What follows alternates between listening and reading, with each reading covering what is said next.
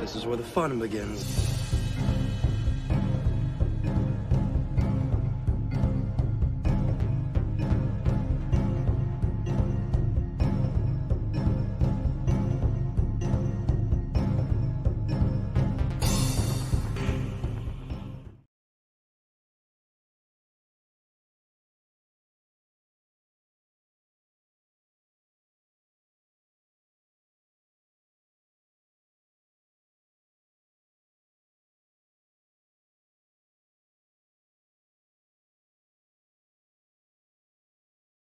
That's just a rumor that has kind of crawled up through fandom for years and years and years.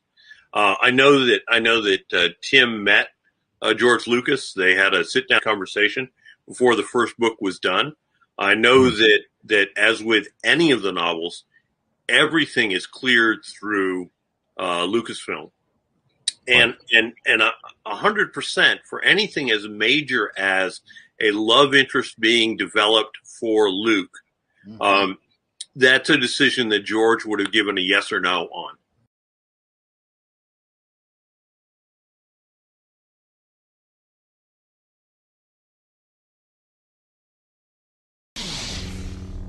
Are you sure? So be it.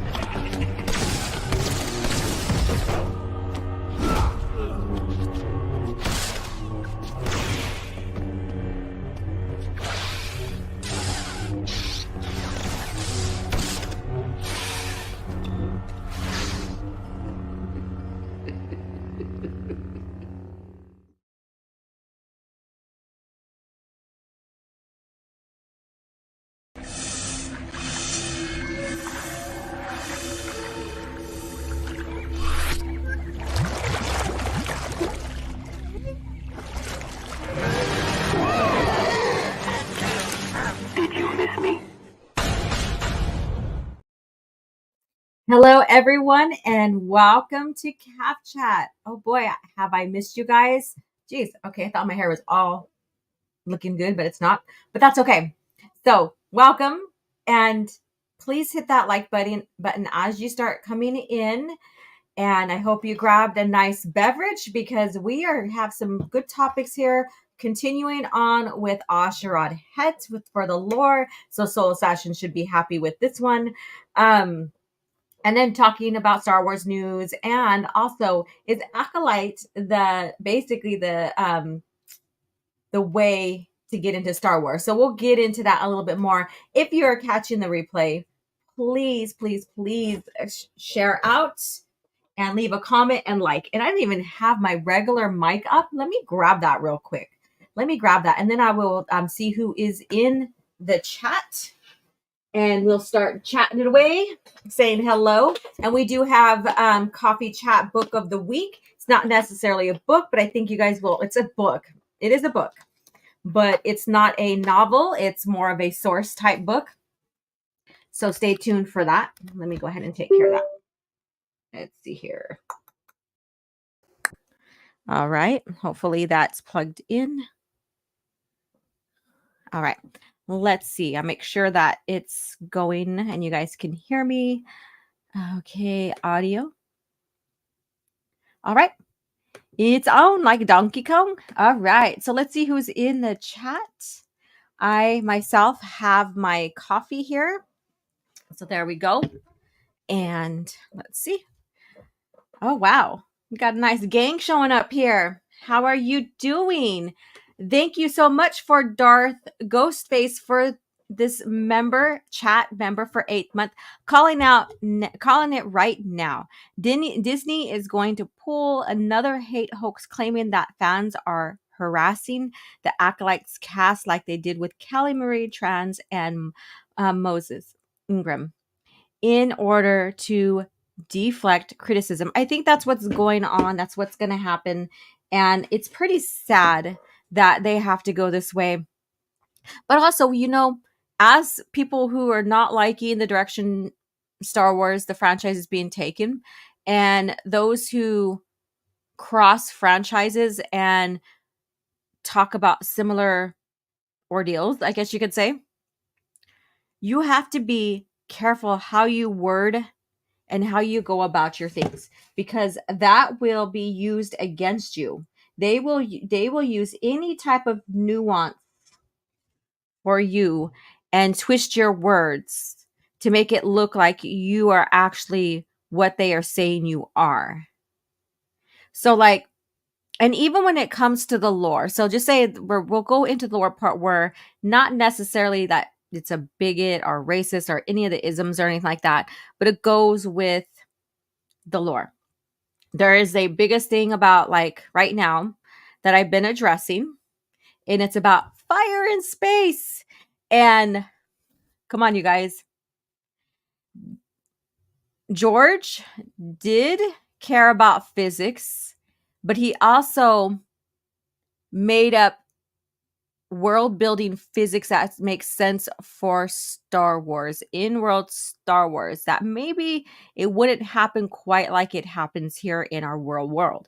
But when you look at like fire in space, I guess you could say, when a ship gets hit, its hull is penetrated.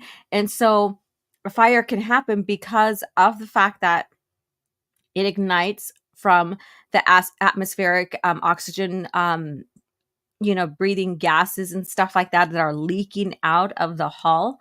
And so that makes sense. And so when something is hit like the Death Star, again, you have the gravity, you have the oxygen, you have the sustainable forces contained within that big giant container, which is called the Death Star. And so when it's hit, and plus you have all the electronics, all of that combustible stuff, oxygen that helps feed it. So when it's hit, it's going to create fire, right? It's going to explode, but it's going to do it in its own fashion, I guess you could say, based upon, all the elements that are contributing to that fire. And, so yes, there could be fire in space, but not like how the Acolyte was showing with her like sitting next to an engine on fire, I guess you could say. That just burning and blazing like it's a campfire. Now that does not make sense in the context of Star Wars and what has been shown. So point those out, compare and contrast, but don't say that there's no fire in Star Wars, because then they will send you pictures. You will get pictures of screenshots of like some of the Star Destroyers being hit with fire. You can see fire there, and they'll use that on you. No, and on them, that's also a bad take, because then they're not considering what contributed to that fire. Like, why did it catch on fire? What is needed for the fire? So you see, so both sides are basically having these shitty back and forths without any further context or proof to sustain their point. There we go. All right, so I'm off my rant on that. Let me get off my high horse here, I guess you could say, or off my soapbox. Hello, Iron Inquisitor. How are you doing? And let's see here. And then Tyranazilla. Hello there. And the Acolyte. That's what I am hearing. So Acolyte wasn't even about Star Wars. It was about its creator wanting to use Star Wars to talk about herself. Whole vanity project. That's what people are saying. I only seen a couple reviews on it, but that's it. Gordon McDonald, how are you doing? Let's see here.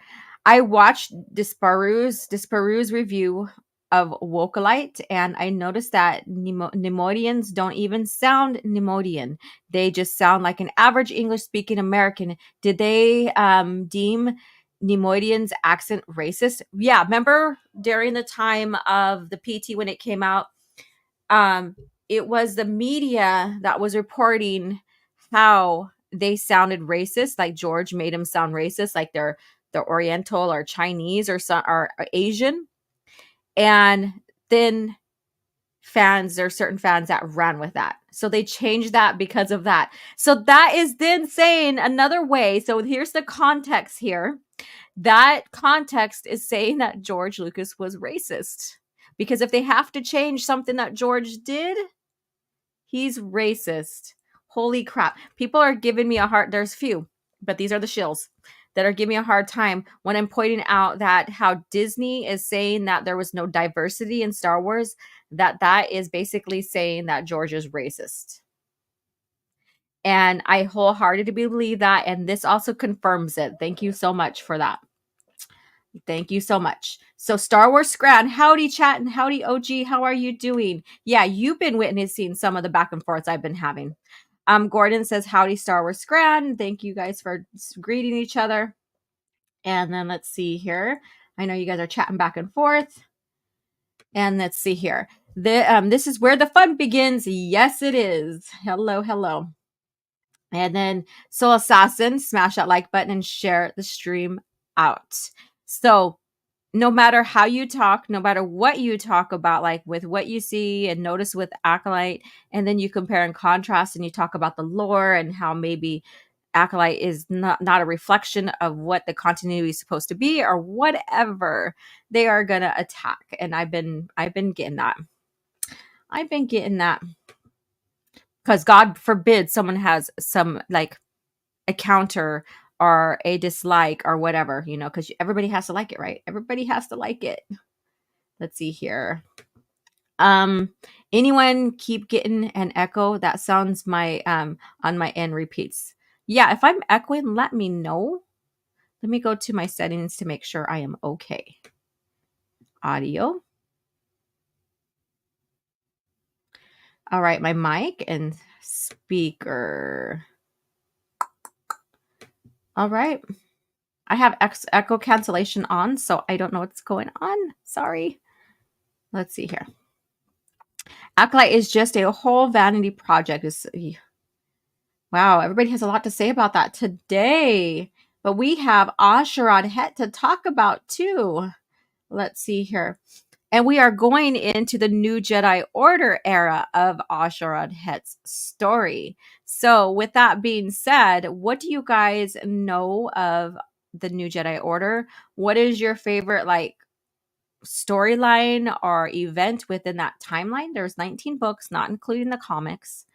Let me know. Let me know. Trayla is here. How are you doing? Let's see here. Chris TW is here. Let's see here. 99th Jedi Warrior says, it's Disney's way of getting into Star Wars. Fan-made works are more like Star Wars than whatever Disney tries to pull out of whatever black hole they have. Also, I got homemade lemonade. That sounds really refreshing. It does. Let's see here. Good morning from PTD, everyone. How are you doing? Oxygen leaks? Yes, it does. People, like I said, so those who are countering the people saying there's no fire in space are just justifying it by saying, oh, Star Wars has no rules. It's whatever. So they're saying that Star Wars has rules. And I've been looking, I think Tim has it, and I have to look. I haven't found it on his timeline yet. I think Tim has it. I thought Scran had it.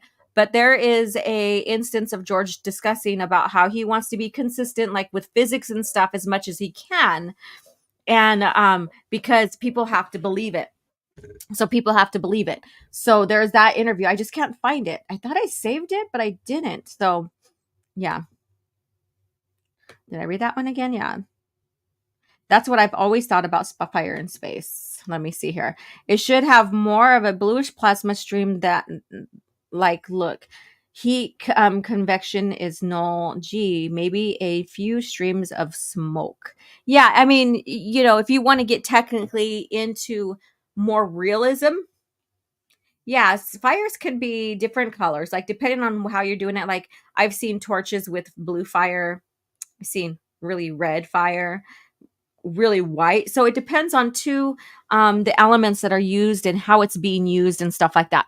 So very interesting if you want to get into technicalities of that. But I went very basic when I talked about it, about oxygen having to feed it.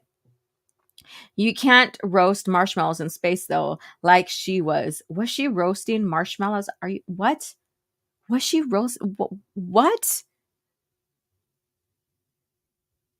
She was roasting marshmallows? In Star Wars? In space? But what about her suit? Was she taking her suit off to eat it? Not a campfire. I'm tripping out on this, you guys. That's crazy. If that's true. If it's not, then I get your sarcasm, but still. Star s'mores. Star s'mores. Hello, how are you doing? Oh, brother. Well, how are you? How you doing? There's an explosion, but no sustainable fires. Yeah. And then I'm then going back to reading, like, especially in not Fate of the Jedi, but what do you call it? Legacy of the Force, the first 9 books in the Legacy era. And was it that one? No, I take that back. It was Dark Nest trilogy, so right before. So I'm still in the same time frame. And there's an instance where, you know, they're coming up on the Killick ship, and Jason gets hit. And of course, when you get hit, if you don't explode, if you don't, you know, if you don't get explode or anything like that, and you get hit, your ship gets damaged, and then you can probably not sustain life if you don't have that much life support, or if your life support gets hit or whatever. So they were sneaking in on a Killick ship. Jason Solo's ship gets hit, and Mara Jade goes to rescue him. There was no fire in that instance. And the Killick ship, I think that the one that they were going to was the one they captured, the Akbar ship, I think. But anyways, and you know, so they blast open a part of the hull, and of course no fire sustained or what have you. So they try to keep it very much realistically as possible. And so I'm thinking back, because I don't want to say, oh, it's never been done, or this is how it's been done, when, you know, maybe the EU might have did it different. But then when you look back at the EU is pretty consistent with the movies, pretty much consistent, because there's rules to it. They have to apply and make it consistent. That's has been going on before the buy-up. Like the light whip and yellow lightsaber, ha ha ha. Oh God. This is a great out of hand. This is getting out of hand. Now there's 2 of them. 2 of who? Demajin Knight is in the chat. I was invited to go on, but oh my God, Fatal J. He sent me the what do you call it? The tweet. And I was like, okay, cool. You know, I'll try to check it out. And then we all decided to go to bingo. Forgot to ask me, oh, can you come on? And then I was like, and I seen some kind of invite leak through Twitter. I've never gotten one of those before. And I said, hey, I'm at bingo, I can't. And then he's like, man, I wanted you to come on. I should have sent you the leak, blah, blah, blah. So he informally invited me. So I apologize. It didn't work out. And so what's up, my pimp, my friend? How are you doing? Let's see here. Yes, smash the like button. So I'll have to go back and see. I know they were reviewing the Acolyte. So that probably was interesting, to say the least. What's up, Star Wars Marvel purist? Catch part 2 of the Kenobi novel review and lore talk next Wednesday at 8 p.m. Pacific Standard Time, my time. So we'll continue that on. We're basically in the heart of George Lucas' era of Star Wars. And so join us there on Star Wars Marvel Purist channel this Wednesday. See you guys there. No sound problems. All right. And then let's see here. Hey, OG. Hi, how are you doing? And Trayla says, I watch it through ES. Oh, that's right. You were saying that. Patreon. I'm not paying to watch that. Laugh out loud. Wow, you're just brave watching it in general and supporting it. Oh my God. I heard a big old trash mess is coming up with it regarding the Force, which solidifies what George said about no one understanding the Force. And I'm pretty sure that was a dig at the Acolyte. And his so-called apprentice was the one that approved this shit. You know, I'm pretty sure. because I remember seeing interviews from Headland saying that they told her at Lucasfilm she could do whatever she wants. So, and Filoni is basically the chief creative, so he's given permission. So there you go. I'm gonna have to leave. The audio on the stream keeps repeating on my end. I need to fix my setup. Bye. Hopefully you can join back in or catch the replay. I'm so sorry that that's happening to you. And then Chris says, SBS Tough Trader. Oh, you're giving. Okay, I see what that is. Now you're giving us which ones you like. Excuse me. Okay, cool. Yeah. Trader. Oh my God, that's another one too. Yeah, I get it. Let's see here. The masked person is Revan Plagueis. Theories are popping back up. Oh boy. Laugh out loud. No, I was being facetious. Okay. Yeah, okay. That was cracking me up. I'm like, what the fuck? What? But yeah, literally, but that's the ambiance that was set on that, right? Because I seen clips of it and it's like she's like over there just sitting, she could be singing Kumbaya, my lord kind of thing next to the fire, right? My favorite timeline would be the Second Galactic Civil War and the Jedi Academy storyline. I played the Jedi Knights series and enjoyed it thoroughly. Closest thing to real lightsaber combat in a video game. Awesome. And hey, Taylor Swift greater than Disney, Star Wars, and MCU and Doctor Who. What's up? How are you doing, Matt G? Gordon says, cooking rotisserie porg. There you go. Enjoy your porg. Favorite new Jedi Order is difficult. I'd say Star by Star, Traitor, Agents, NK of Chaos, and Vector Prime. All right, Victor. Oh my God, the beginning one, Vector Prime. That sets the first story sets the tone significantly. Sets it significantly. And holy shit, is that a hell of a book to read. Hell of a book to read. Now, it's on Audible, but it is abridged. So, but man, the emotional context in that, like everybody who loves and adores Han, really, it's heartbreaking. It's heartbreaking. But great story. Like even with his son Anakin, how Luke handles things, all of that. The next one is one that's significantly in the middle of the storyline, and that's Star by Star. And that's another one that hits you in the gut. Holy heck. Yeah, good writing, good storyline. Dark as hell, but man, I mean, it gets steps away from the Imperial Remnant versus the New Republic, which used to be the Rebel Alliance, basically. And it steps away from that. It also creates unity for them, I guess you can say, more unity, because they did sign the treaty in the Hand of Thrawn duology. But it creates further unity because they had the treaty, they were coexisting, but they weren't really allies, I guess you could say. So it creates that unity. Pelion has a badass moment when he's in his back to take. And man, it's just like all together. So very, very good. Let's see here. Oh, and the Yuuzhan Vong War. Yeah. I have not read a single new Jedi Order book, so I cannot say. I would highly recommend pick Vector Prime up and start reading. Two of Gordon.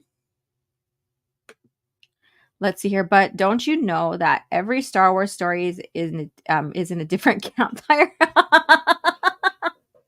There is proof that that Sam never believed in that until he spoke with Filoni just recently. So it's a BS take. It shows like how these people are changing their mentalities to fit the narrative that's going on in Star Wars currently.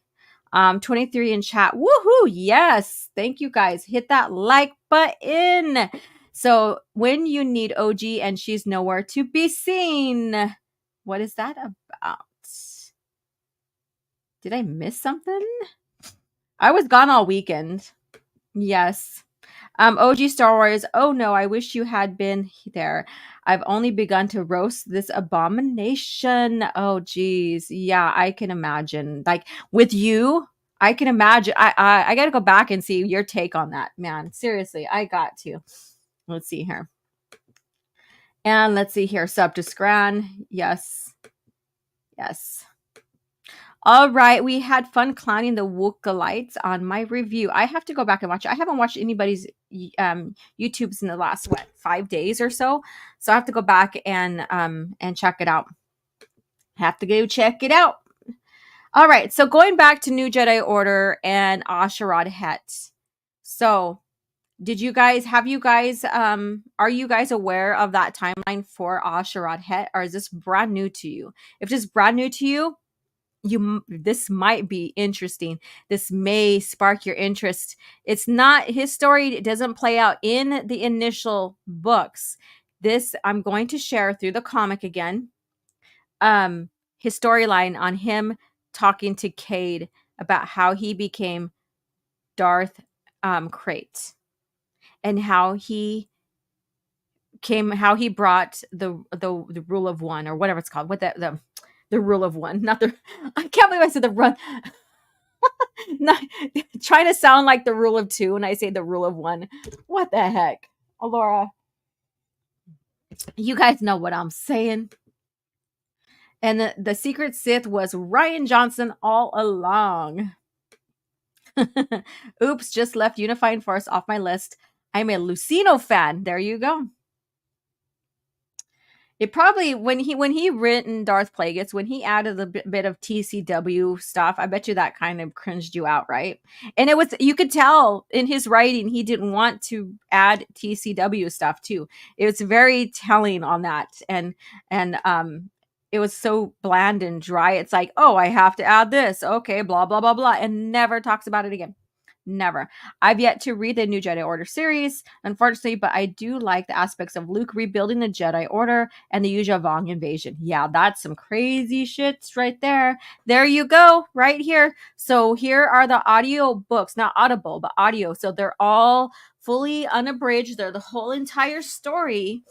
So if you're like me, sometimes if I have a book I'm reading, I like to try to get on Audible. So, and hopefully it's not abridged. Because when I'm cleaning around the house, when I'm painting and stuff like that, I can listen to the story while I'm doing that. But if I'm really feeling it, I'll put on music. So yeah. So 99th Jedi Warrior says, I remember Vector Prime 2. Rest in peace, Anakin Solo. Yes, yeah, Anakin Solo passed away in Star by Star. Chewie's the one that passed away in Vector. Definitely should do a stream about Anakin Solo OG. He gets forgotten compared to his siblings. Yes, I've been thinking about that. He does. It's like his greatness, like we already got to see his greatness, but we didn't get to see him live through it and add through it. And the hopes of him becoming the next Grand Master and all that was being set up. That was also another another part of the heartbreak of it. Lucino didn't know how holocrons worked in Darth Maul. Shadowhunter, yes, 2001 novel, but Stackpole, iJedi from 1998 seemed to get it right. Haha. Oh my God. Let's see here. Don't you know Anakin killed the Death Star? Haha. We'll get into that. Oh my God. Okay, so I was, we have Cringe Factor. It's gonna be about the Acolyte because why not? But it's about what they're saying about the Acolyte pertaining to Star Wars. So we'll get into that. So it's very, very interesting. There is that clip there that I might go pull it up. But Soul Assassin, if you can share it in our chat, I can easily pull it up from there here pretty soon. Okay. Yuuzhan Vong, something about the race who are not embodied with the Force seemed bizarre. They are part of the Force, but the atrocities they committed through their species life, the Force disconnected them. So if you read Darth Plagueis, for a while, Darth Plagueis, who was manipulating the Force, got disconnected from the Force as well. So very interesting story bits there. All right, so OG Stars, I know full well of Asherad Hett, later known as Darth Krayt. He was raised as a Tusken before becoming a Jedi. Yeah, so his father was already a Jedi, so he was raised as a Tusken, but also with some Jedi moralities, I guess you can say, in a sense. And then when his father died, he was sent to the temple to be raised there and become a Jedi. The rule of campfire. Yeah, the rule of campfires. I think he started becoming Krayt when his dad was murdered. You could see glimpses of that. I think it was a long, long journey for him, but really what really solidified and probably peeled back those layers was what happened to him during the new, like just before Vector Prime, because I think the story was set before, yeah, it was set before Vector Prime happened. So right before. So he talks about that. So we'll get into that. Iris is here. How are you doing? Alongside his father, Sharad Hett, who also was a Jedi, and he already had a red lightsaber before leaving the Order. Let's see. When I think Disney Star Wars can't get more cringe, they exceed expectations. I can't even watch reviews of people hate watching. Let's see here. NJO in New Jedi Order, haters just can't appreciate the use of antithesis for the Vong. It is, yeah. Do not listen to abridged versions of New Jedi Order. Does the series no justice after all? No, it doesn't. I agree whatsoever. But there are some clips that I pull from them because some of the Ganner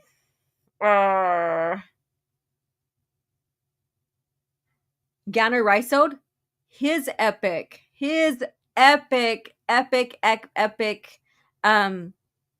send off was amazing. So I do have a EU short on that of Ganner, where he's holding the spot and he's like holding against the Vong to help Jason out, and he's coming in realization of who he is, because he had like this back and forth of like who he thinks he should be and who he is, and very conflicted with himself. He was not very confident in himself, I guess you could say, in a sense, like in his identity. And finally he comes to peace with that, and man, that's epic. So I have a EU short on Ganner Rysode. And then later on, the squadron that Luke forms, they name it after Ganner. Best thing about Dark Empire was the introduction of Anakin Solo. Yeah. And then Stackpole unfortunately started drinking the Kool-Aid around 8 years ago, destroyed the mentality of his recent works. That's what, yeah, it's very sad. And we have a new member here, Andrew Thomas. How are you doing?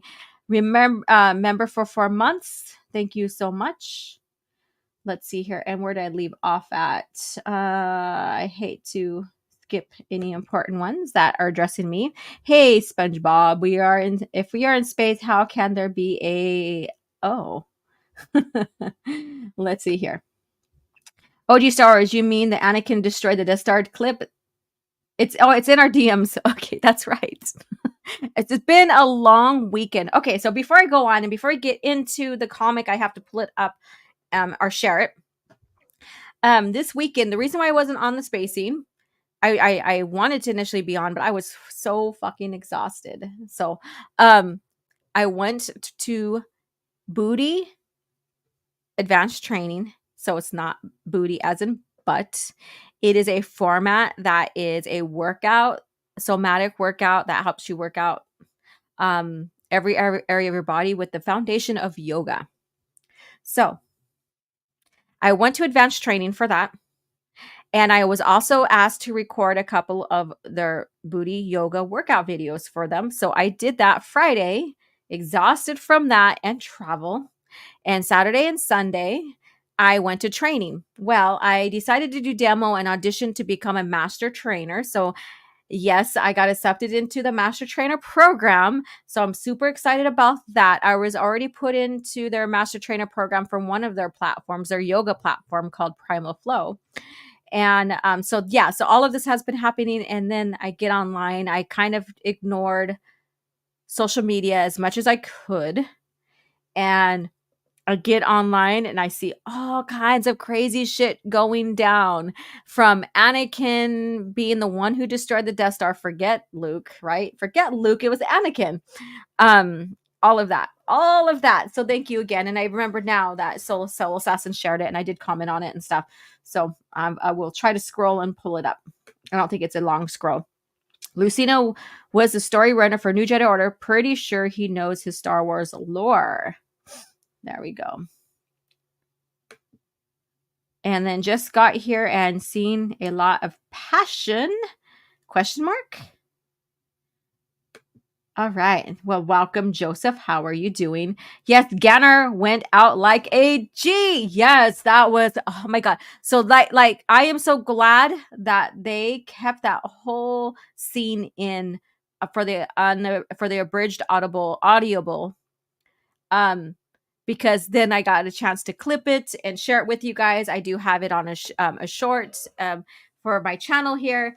But man, just imagine reading that or hearing that and him declaring that they will not pass, who he is, and just being badass. That was badass. Went down. Just imagine all the bites he got from the, what's it called? It's what are their sticks called? Their I was gonna say Gaddafi, but that's not that, because that's Tusken Raiders. But anyways, yeah. So just imagine getting, bit by their Emphy staffs. There you go. And holding out still. Just imagine that. Just pure insane badassery right there. Anakin destroyed the Death Star while Luke won the Boon to Eve class pod race, and Padme did the Kessel Run in 12 parsecs. Oh my God. Okay, we should get into the lore now, but this is funny. We already been on here for like almost 45 minutes just chatting away. God, I missed you guys. OG video on Ganner. There you go. Thank you so much. That probably took some time to grab. Thank you so much. So let me pull up this comic. I still have it up here. And let's see here. I know you guys are still chatting away. You guys are amazing. Okay, so present. It used to say share. Now it says present. Was that, or has it always said share? Never mind. Some of you guys probably don't know what I'm talking about. Let's see here. I am so excited to share this. Let's see. Window. All right. Share. Awesome. Hide. Let me go back to the screen here just so I could see, because I want to take myself out of the equation so you could see it whole. There we go. So this is from Claws of the Dragon, volume 18 from the Legacy. So if you guys don't have this is from the Legacy comics. You could still find them, but some of them will be a pretty penny depending on the storyline. That's how it goes these days now. If you want the unlabeled version, I don't really recommend finding the Legends label versions, but sometimes that just has to happen for some people. I would search and look to find the Legend label ones and add to your collection as much as you can. Don't give the mouse the money for your Star Wars products, especially when it was pre-Disney. That's how I stand about that. Padme was such a scoundrel. I agree. I agree. All right. So we have right here, Cade is in the embrace of pain. Now imagine this. So Jason Solo did use this on his cousin, Ben Skywalker, when he captured him and tortured him during Legacy era of Legacy of the Force. So that was Inferno. Inferno is absolutely one of my most favorite books within the whole timeline, like Star Wars timeline, and in the Legacy era. So so there we go. I have never done my favorite top 10. It's going to be hard as hell to do that. I understand how hard it was for Matt Wilkins. Maybe one day I will do that. So basically he gets into this right here. Deep in the under levels of the Sith Temple. And then you can hear him, arg, make it stop. So we have it sound like a freaking pirate, arg. But anyways, That's funny. I'm laughing at myself, you guys. It's funny. So we have Cade being tortured in the embrace of pain. And so here we go. So we have Darth Krayt talking to him. The Vong call this the embrace of pain. The more you struggle, the more the pain it inflicts. I first encountered it after leaving my apprenticeship on Zozan on Korriban.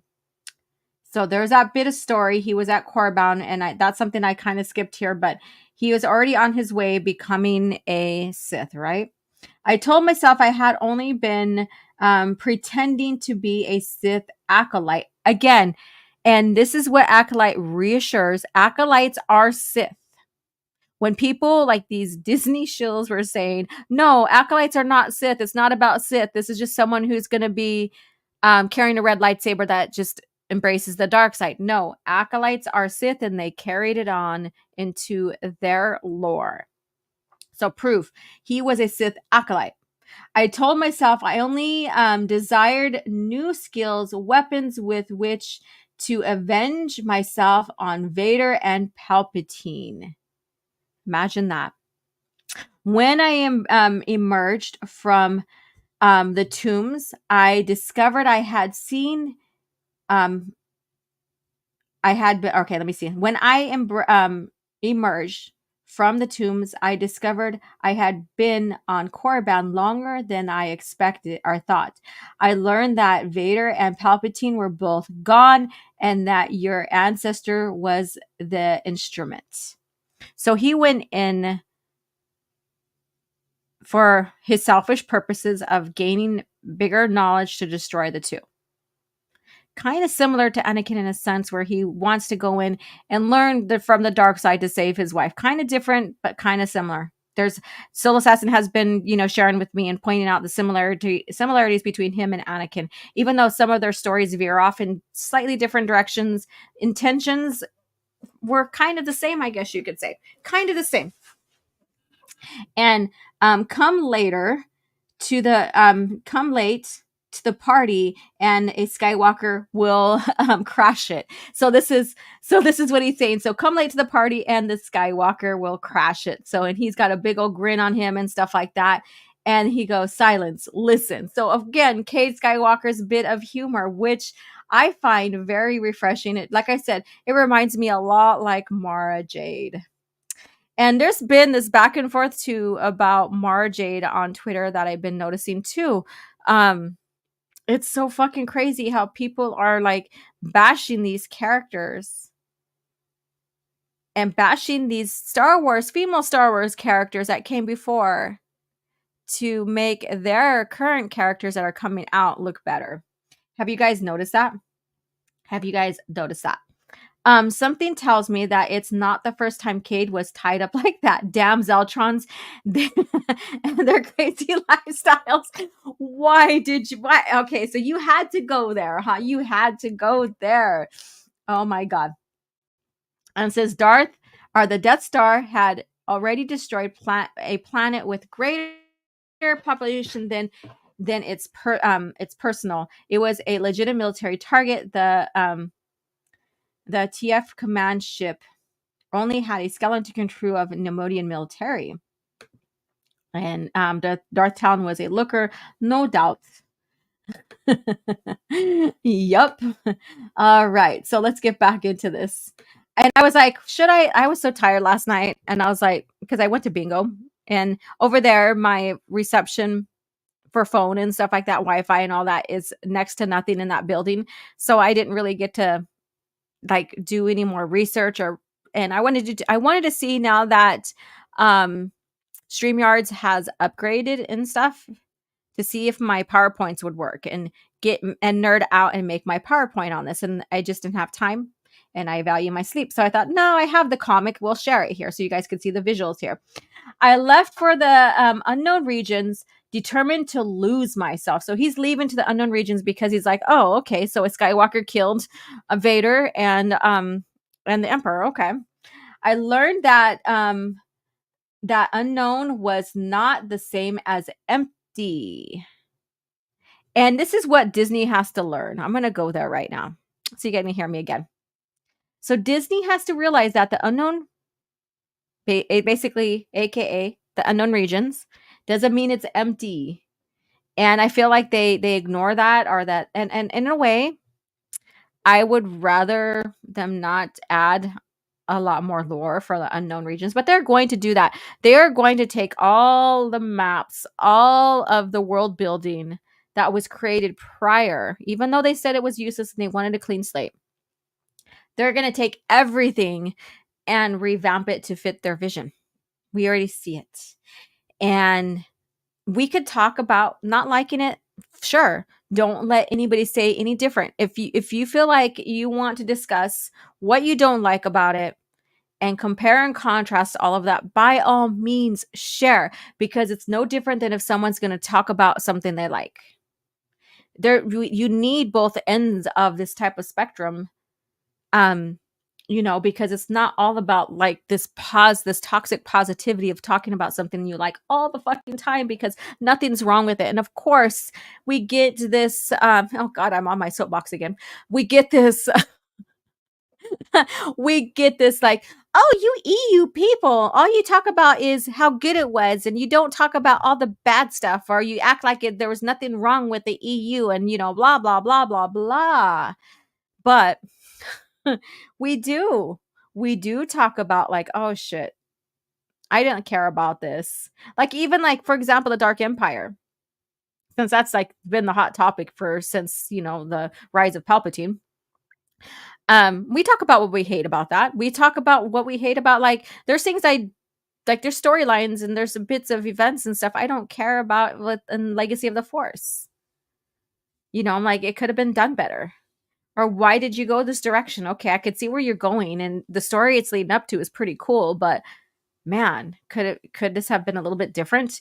Or how did you can even tell the difference between how an author interprets like Han or Leia or Luke, for example.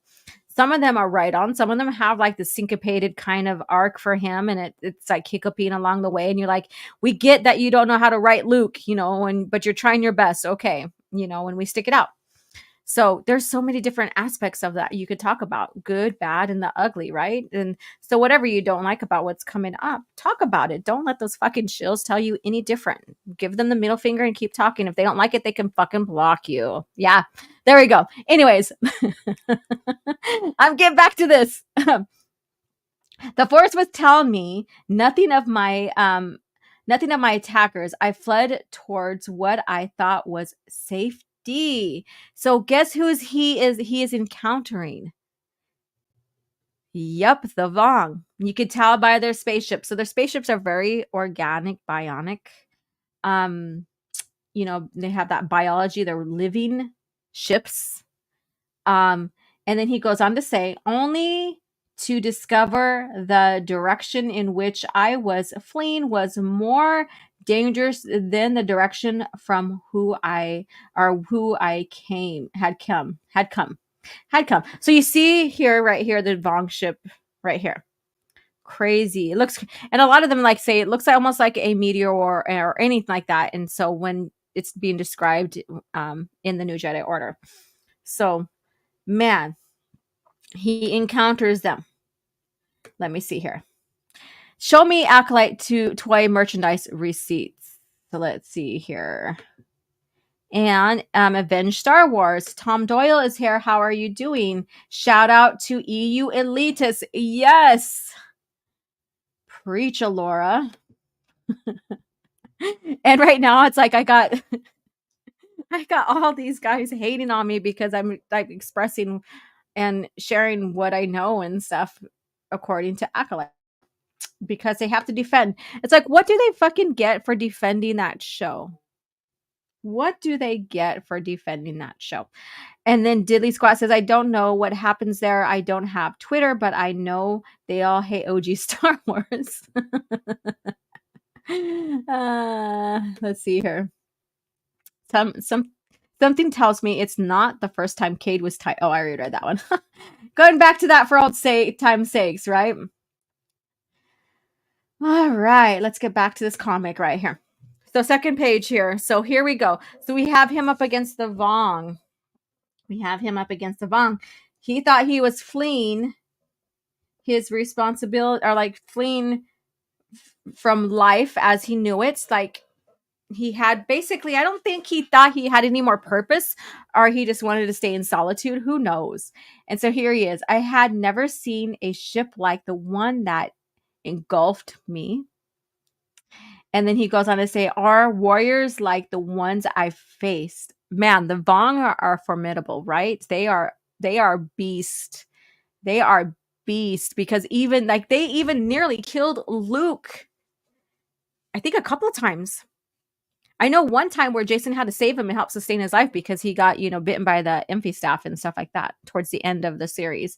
If you don't, sorry for spoilers, but you got to read those moments. I'm not giving out full details, but you have to read. And like even Leia gets taken out at one point where Jason again is saving her.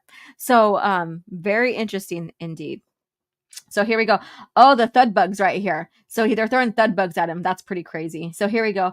Are weapons like the ones that downed me? Holy crap. And the Imphy staff. Look at that. Holy crap. So he's getting taken out. He's been, he's like caught off guard, dealing with people he never knew about, right? These guys are just out in the unknown regions, ready to invade. So like I said, this is right before Vector Prime. So he was fleeing towards the Vector Prime area where they're coming into the galaxy. So that's where he was fleeing to. So that's very, very interesting right there. So if you know the dynamics and the map system and stuff like that on where the Vong came through in the galaxy, you would know exactly where he was where he was leaving to. And he said, I awoke in an embrace of pain like the one that now holds you in my cybernetic hand had been replaced with something organic, something that felt pain, and I sensed something else in the chamber. And he goes on to say, who is this? Someone new, a Jedi? Is that you, Sharad Hett? No, I am Asharad, his son, Master Verger. Is that you?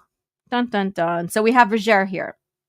So if you know who she is, then you know her significance within this whole time frame, leading all the way into Legacy.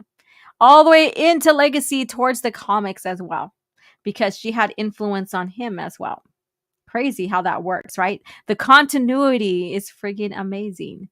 So it goes on to say, you will not know, or you will not, or let me, I have my glasses on, I swear. You will not know her. I think Master Verger was once a Jedi who had vanished before the Clone Wars on a mission to the living planet Zomana Seacot. So there's that call back again to that book. So there were claims she herself was a student of Darth Sidious and fled the galaxy when her attempt to kill him failed, but lies and truths only means to an end for her, as I was to learn. So basically, yeah. So she has that way of manipulating how she talks, her way of speaking to you and stuff is very, very manipulative. And that's seen very much into how she interacted with Jason Solo in the Embrace of Pain. So I'm pulling out continuity here on reflecting back on what we've seen before and this as well. Where am I? Ashrat Hett says, what have they done to me? Who? And then he goes on to say, you are prisoner on an advanced scout ship of the extragalactic invaders called the Yuuzhan Vong. Mechanical things are an abomination to them, so they replaced your arm with something organic. The Force abilities are manifested the Force abilities you have manifested intrigue them, so their shapers implanted you with coral seeds as an experiment. So that's why we see him with the growth on his body. Those are coral seeds that keep that live in his body. His body sustains them. They're slowly consuming his body as well. So imagine that. Imagine being, inflicted with these coral seeds and they're growing inside your body. Let's see here. I was wondering when you'll stream again. Yeah, sorry about that. Last week I was traveling. This week we're having a stream and I have announcements for the next week, so stay tuned for that.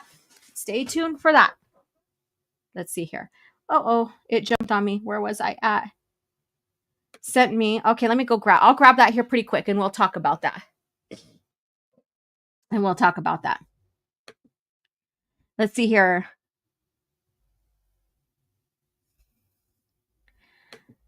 All right. The Rogue Planet. Yes, the Rogue Planet. I'm about to read the Rogue Planet as soon as I finish reading the Phantom Menace novelization. Awesome. Parasites. Yes, they are. And Grumpy Old Ninja, how are you doing? I see you. Let me get in here. I've sometimes wondered if Sith Empire encountered the Vong while in hiding. Lots of missed opportunities. Maybe, who knows? Just imagine if they, because there's that time gap between Bane and the Phantom Menace and Darth Plagueis novel. So imagine the Rule of Two. Anybody from the Rule of Two encountering them, who knows? Because eventually we find out that Sidious is aware of these guys in a sense, so there has to be some kind of contact, but we will never get that now. Let's see here. Remember when the Vong scouts arrived on Zonama Seacot to study their organic technologies and captured Master Vergere, and then Obi-Wan and young Anakin went to the planet to investigate? Yes. And basically Zonama Seacot is basically the planet, sibling planet, are one of their mother planets, or I forgot how it's worded for them. So like I said, they were still a part of the Force until how they started changing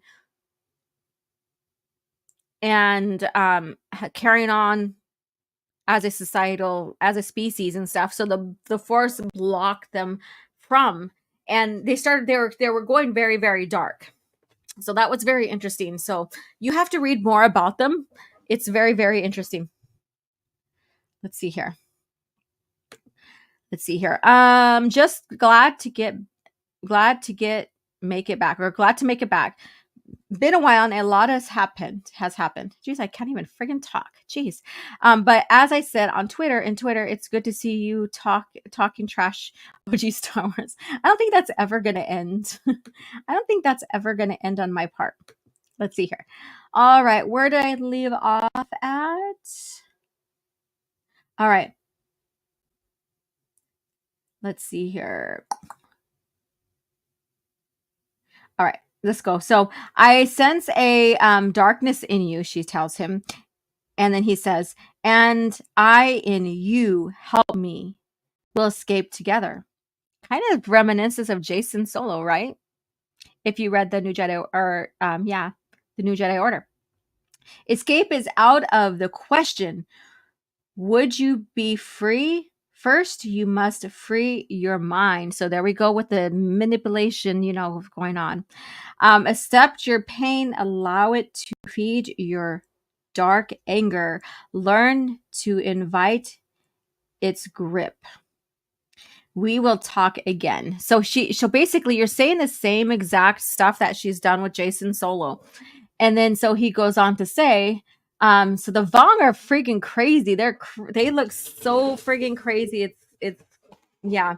Anyways, so my existence was an endless state of pain dominated by experiments by the Shaper caste.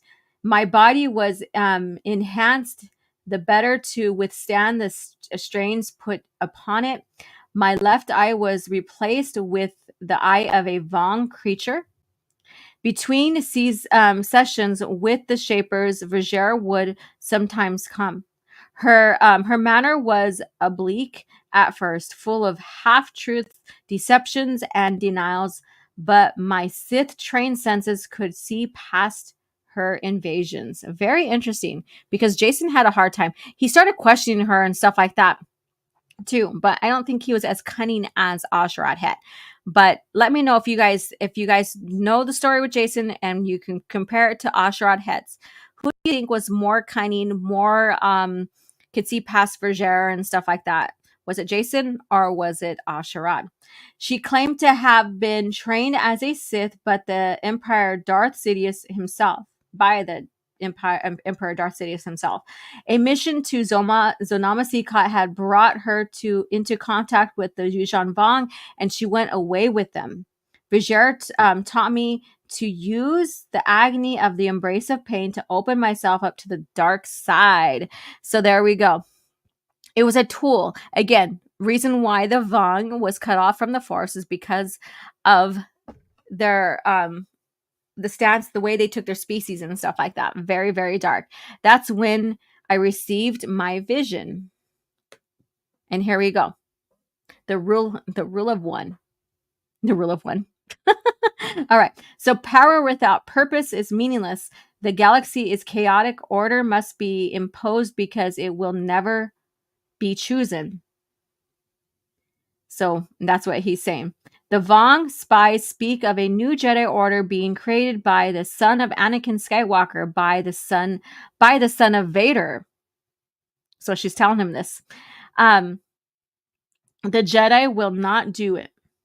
A new order of Sith must be created in secret. So she's like, so he's saying this right now. So he's realizing, oh shit, remember when we discussed how he thought about he should have just killed or he contemplated on telling, I guess you say, on Anakin to the Order about his misdealings with and killing of the Tusken Raiders and stuff like that. And he's like, well, that's your burden to hold, not mine. That's your story. Imagine if he regrets this. And we even shared this earlier, that he tells Cade, if I would have just told about Anakin, or if I would have done this or that, I wouldn't be dealing with you, son of a bitches, basically, you Skywalkers. Sorry, I had to say it that way, but that's just, I'm getting into that character.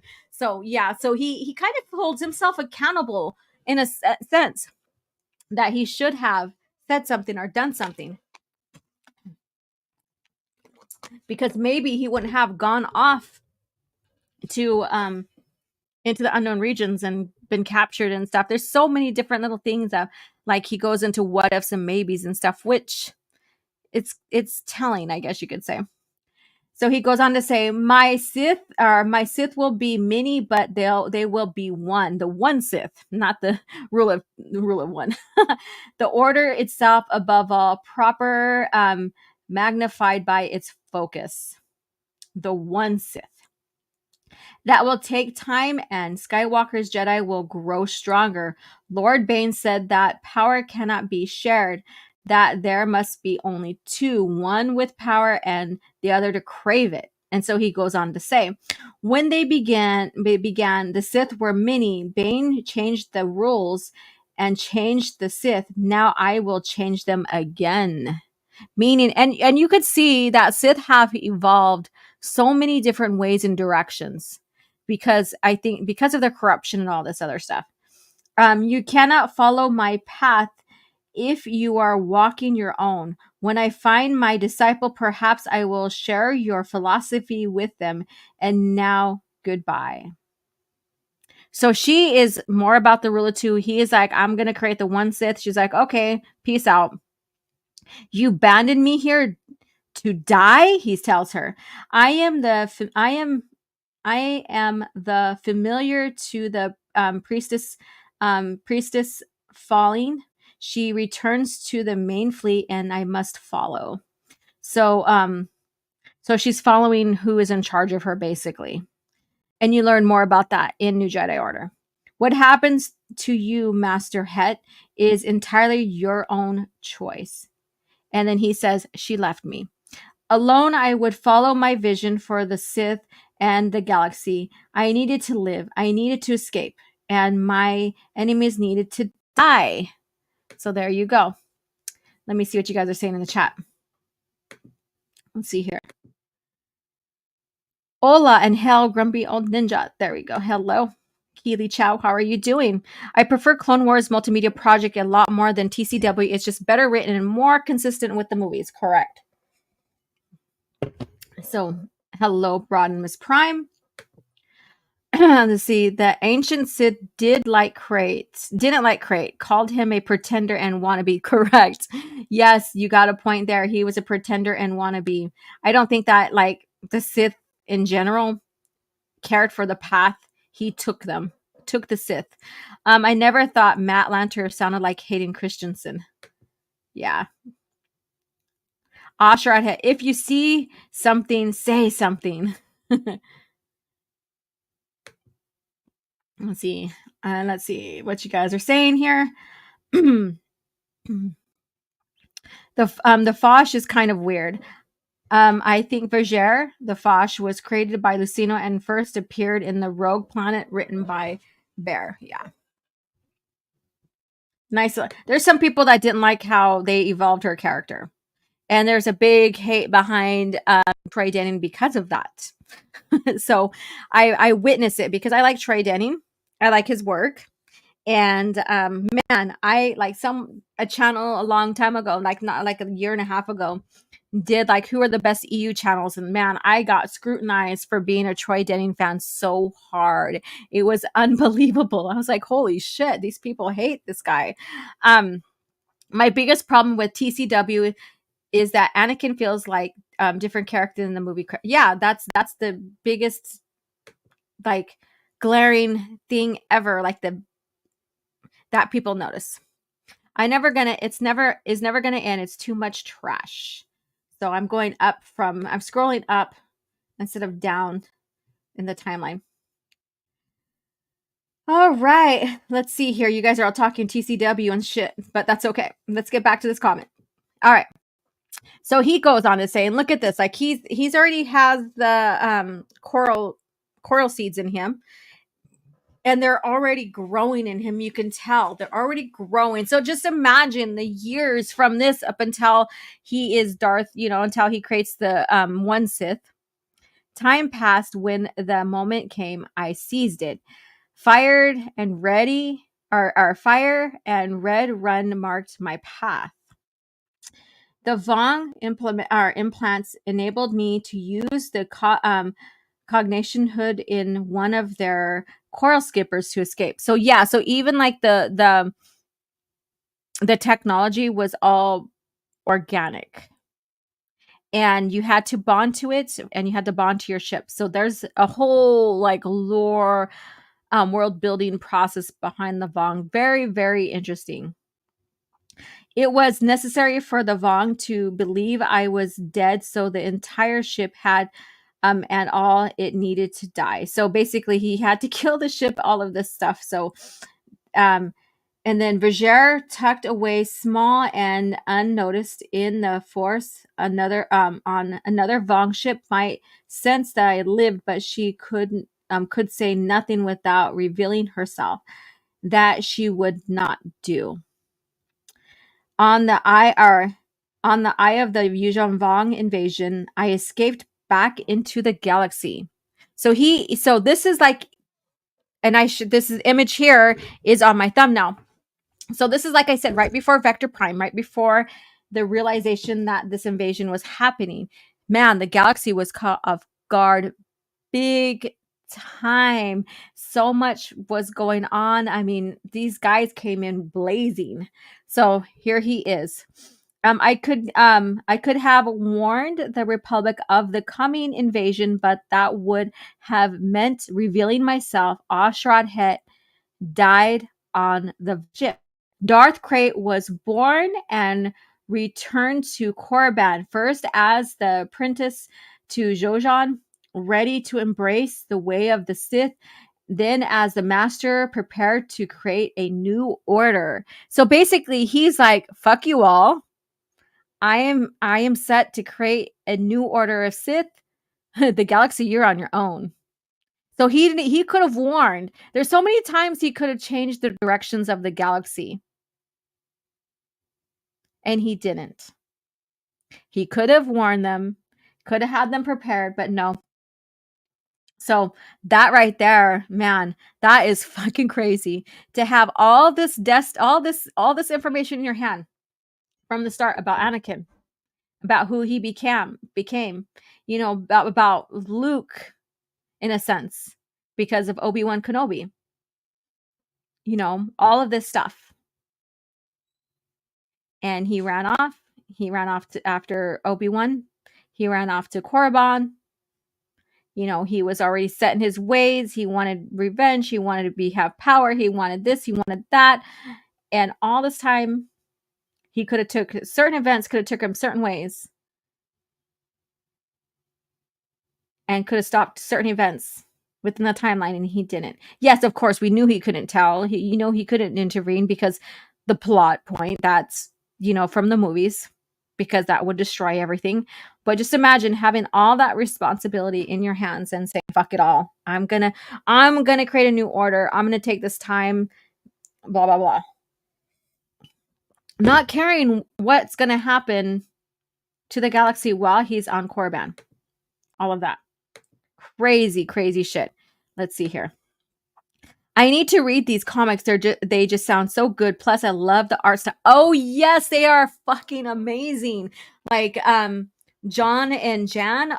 Oh my god, her art is amazing. Some of her storylines too is a friggin' amazing. Great team. They also teamed up in some of the Republic comics and stuff as well. Amazing stuff. Let's see here. What are you guys saying here? We're multitasking. There you go. All right. Let's see. I remember the Vong being in the galaxy as far back as Crimson Empire. Yes, with Nominar. Yeah, so he was the one that they seeded in a sense, to scope out the galaxy, because I think Nominar was the one that first had Leia encountered, but not as a Vong. He was undercover. So yeah, so he was the first one to go in and study the galaxy, the species, the humans, the Jedi in a sense, so that their evasion, could be seamless, I guess you could say. So they can invade without any problems and take over easy. Easy. Let's see here. And the Vong were defeated because of Luke Skywalker. His final battle against Shimra is badass. Yes, him and his niece and nephew in a sense, but him and his nephew in reality. He almost friggin' died. I remember that because he had to put himself in a healing trance and stuff, and to battle the poisons from the Emphy staff, which there was no cure. Hi, Toby. How you doing, Toby? Kitty, kitty. Darth Toby's with me now. Let's see here. Let's go back to the comic. Let's see here. Then he's gonna talk about Cadus. So here we go. I paid no heed while the Yuuzhan Vong ravaged the galaxy. We later thought to bring the Dark Jedi Lumaya into the Order, but she sided with Viger and her creation, Darth Cadus. So a little bit of story here. And so when you get into Legacy of the Force, and what's it? Alima Rar encounters the one Sith, or the Sith. That's the one Sith. And so there's that storyline too. So a lot of continuity synergy going on here in the storyline. Cadus, another Skywalker gone to the dark side, served our plans. However, unwittingly, he was a Sith lightning rod, attracting the Jedi's attention away from us. So long as the Jedi did not suspect our existence, Korriban would hide us beneath its miasma of dark side energy. I should not have I should not have survived what I had, or what the Vong did to me. Yet I endured. I needed long years of stasis to allow my body to heal, but my mind remained open. My closest disciples. The first Darth Ryrick became the instrument of my will. in those days. The Sith wanted the Sith waited and grew strong until it was time to emerge. So basically, here's the story of the one Sith. So Darth Rylock. There we go. Rylock. I think I said that right. Sorry about that. So there's that bit of history. So basically they allowed Jason, or Darth Cadus, to take the light while he still continued to grow and build and heal himself, in a sense. So that's why he survived as long as he did, because he put himself in stasis, but he still had those coral seeds in him, and they still thrived within him, but kind of in a synergetic way, in a sense. And then man, this comic is so beautiful. Look at this. It's like it's got this like red type of monotone kind of thing, because we're talking about him and everything that's going on. Very, very interesting here.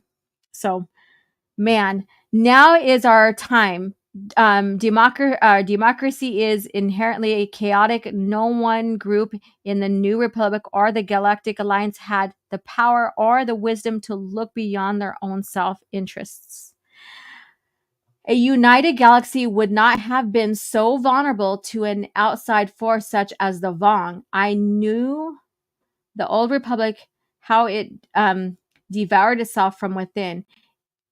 It corrupted even those who served it in the name of good. How weak they became, how vulnerable.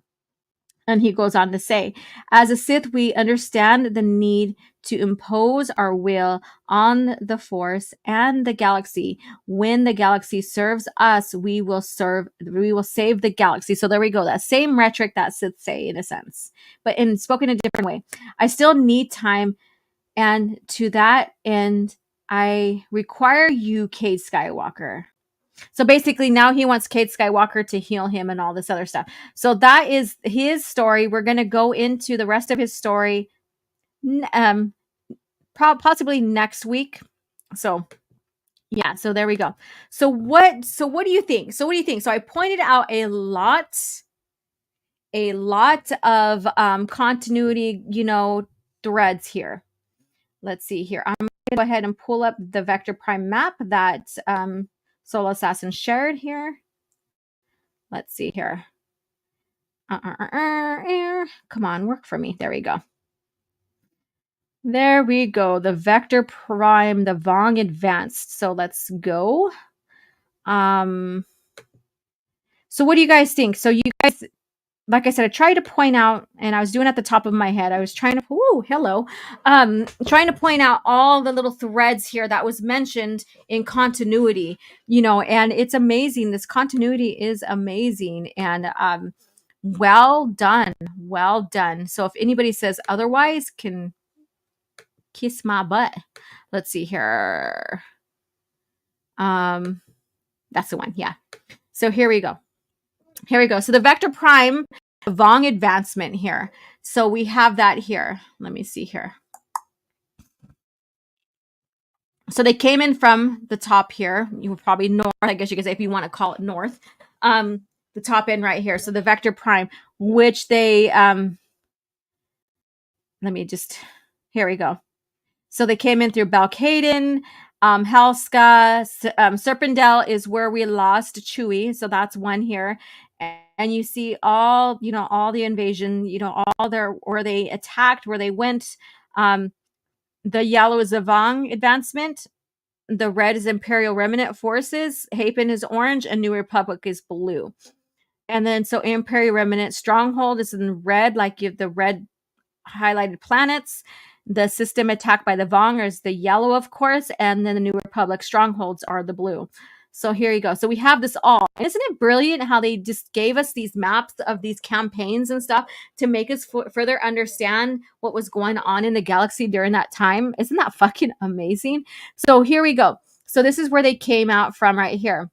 Balcaden, Helska, Ord, Janan. And then we have the Imperial Remnant. So the Imperial Remnant, they thought that they were safe because they were relatively ignored until they weren't. So that was amazing to see, where Pellion's like, we were idiots to think that we were being left alone, kind of deal. So that storyline I don't want to spoil either, because there's some amazing points in that as well. So here we go. So we have them coming in and having their evasions going on here, making their way all the way to Coruscant. Hapes right here doing their advancements and stuff like that. Very, very interesting. So this is just Vector Prime. This is just only one of their campaigns. I believe this is their first one, like their first run, I guess you can say, but it's not the one exactly where they take over Coruscant just yet. So amazing stuff here. So I thought I'd share that. Let's see here. I'm surprised Krait's Sith Master Jozan didn't teach him dark healing since he was a master at it. Yeah, that's the thing. Maybe that's an opportunity missed. All those maps are pretty freaking cool and informational, educational. I got a lot of them. Yeah, so get the Atlas. That is amazing. So the Atlas one here. Man, we've been going a long time on here, and I think we're going to go over today, which I don't mind since I missed you guys last week. Let's see here. Rodimus says, OG, if you ever will play Star Wars games again, play the Battlefront 2 campaign because it's great. Yes, eventually I will. I have a lot of shit going on in my life right now. So I think he will. He was evil, or I think he was evil. I don't know. I don't buy Kray as a good guy using evil for the good of the galaxy. He isn't Revan. So he's selfish. He's evil. In a sense, I think they needed him to be that way because how he was raised as a Tusken, because of how, and I'm going to say it, savage their species are. OG Star Wars kind of sounds like our own government, the way Kray describes the Republic. And that's the thing. So the writers of the EU, of the greater Star Wars lore, copied or mimicked what George was doing. They use these basic themes so that we can relate to it, no matter what time period or what generation you are from. You can relate to it in a sense. It doesn't mean that it is our own government, what's going on today, but it does give us familiarity, I guess you could say, if that makes sense. There is much I need to catch up on with. Yes. And check out my merch. I need to add some more merch. I have some ideas. I'm not going to watch the Acolyte because it looks like shit. Plus, they could have called all the male fans are racist for no reason. Yeah, that's the thing. That's the narrative. We'll get into that. Wylock. Okay, Wylock. Thank you. If Han Solo were ever to meet Aura Singh, how do you think the interactions between them would go? He met her. He met her in Legacy era. Legacy of the Force. She was involved in that. Was it Aura Singh? Yes, it was her. Yeah. So he got to meet her. Yep. I'm not kidding you. There's a storyline with her in there, and there's a reason why she is in there.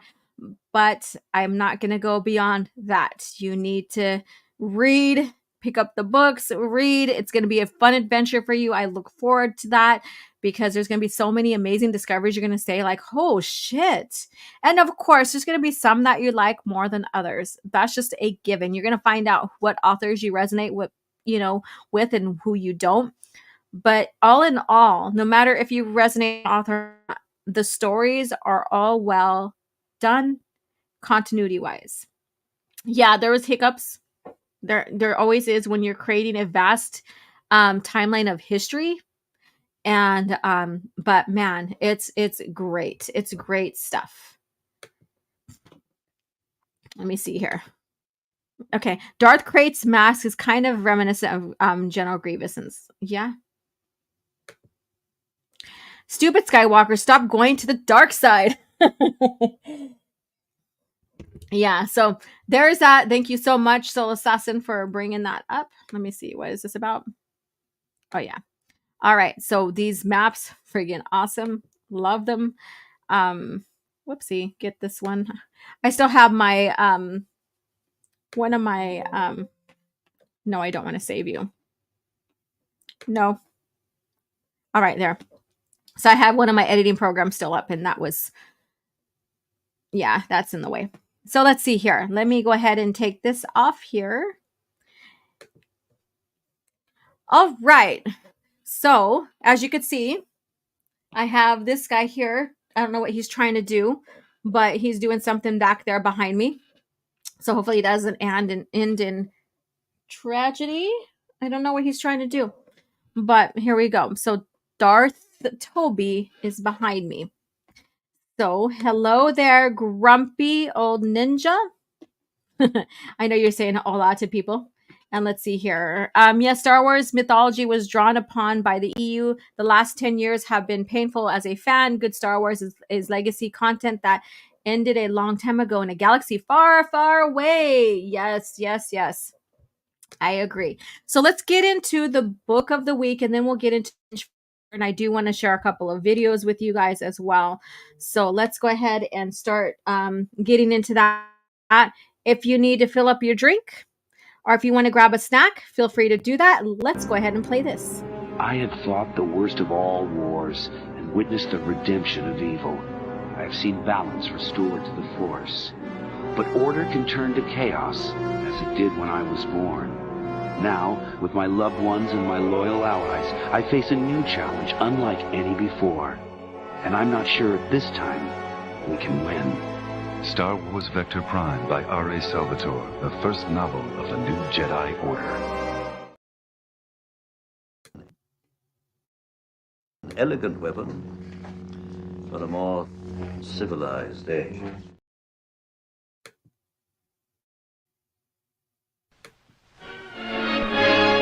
Luke Skywalker was just a farm boy until he received a mysterious message from a princess. Help me, Obi-Wan Kenobi. She's beautiful. Star Wars, starring Mark Hamill, I'm Luke Skywalker. I'm here to rescue you. Aren't you a little short for a stormtrooper? Harrison Ford, Boring conversation anyway. Luke, we're gonna get company! I think we took a wrong turn. Carrie Fisher, Good luck. Alec Guinness, You can't win, Darth. If you strike me down, I shall become more powerful than you can possibly imagine. 20th Century Fox presents the most extraordinary motion picture of all time, Star Wars. Here's where the fun begins. No legendary adventure of the past could be as exciting as this romance of the future. Here they come. May the Force be with you in Star Wars.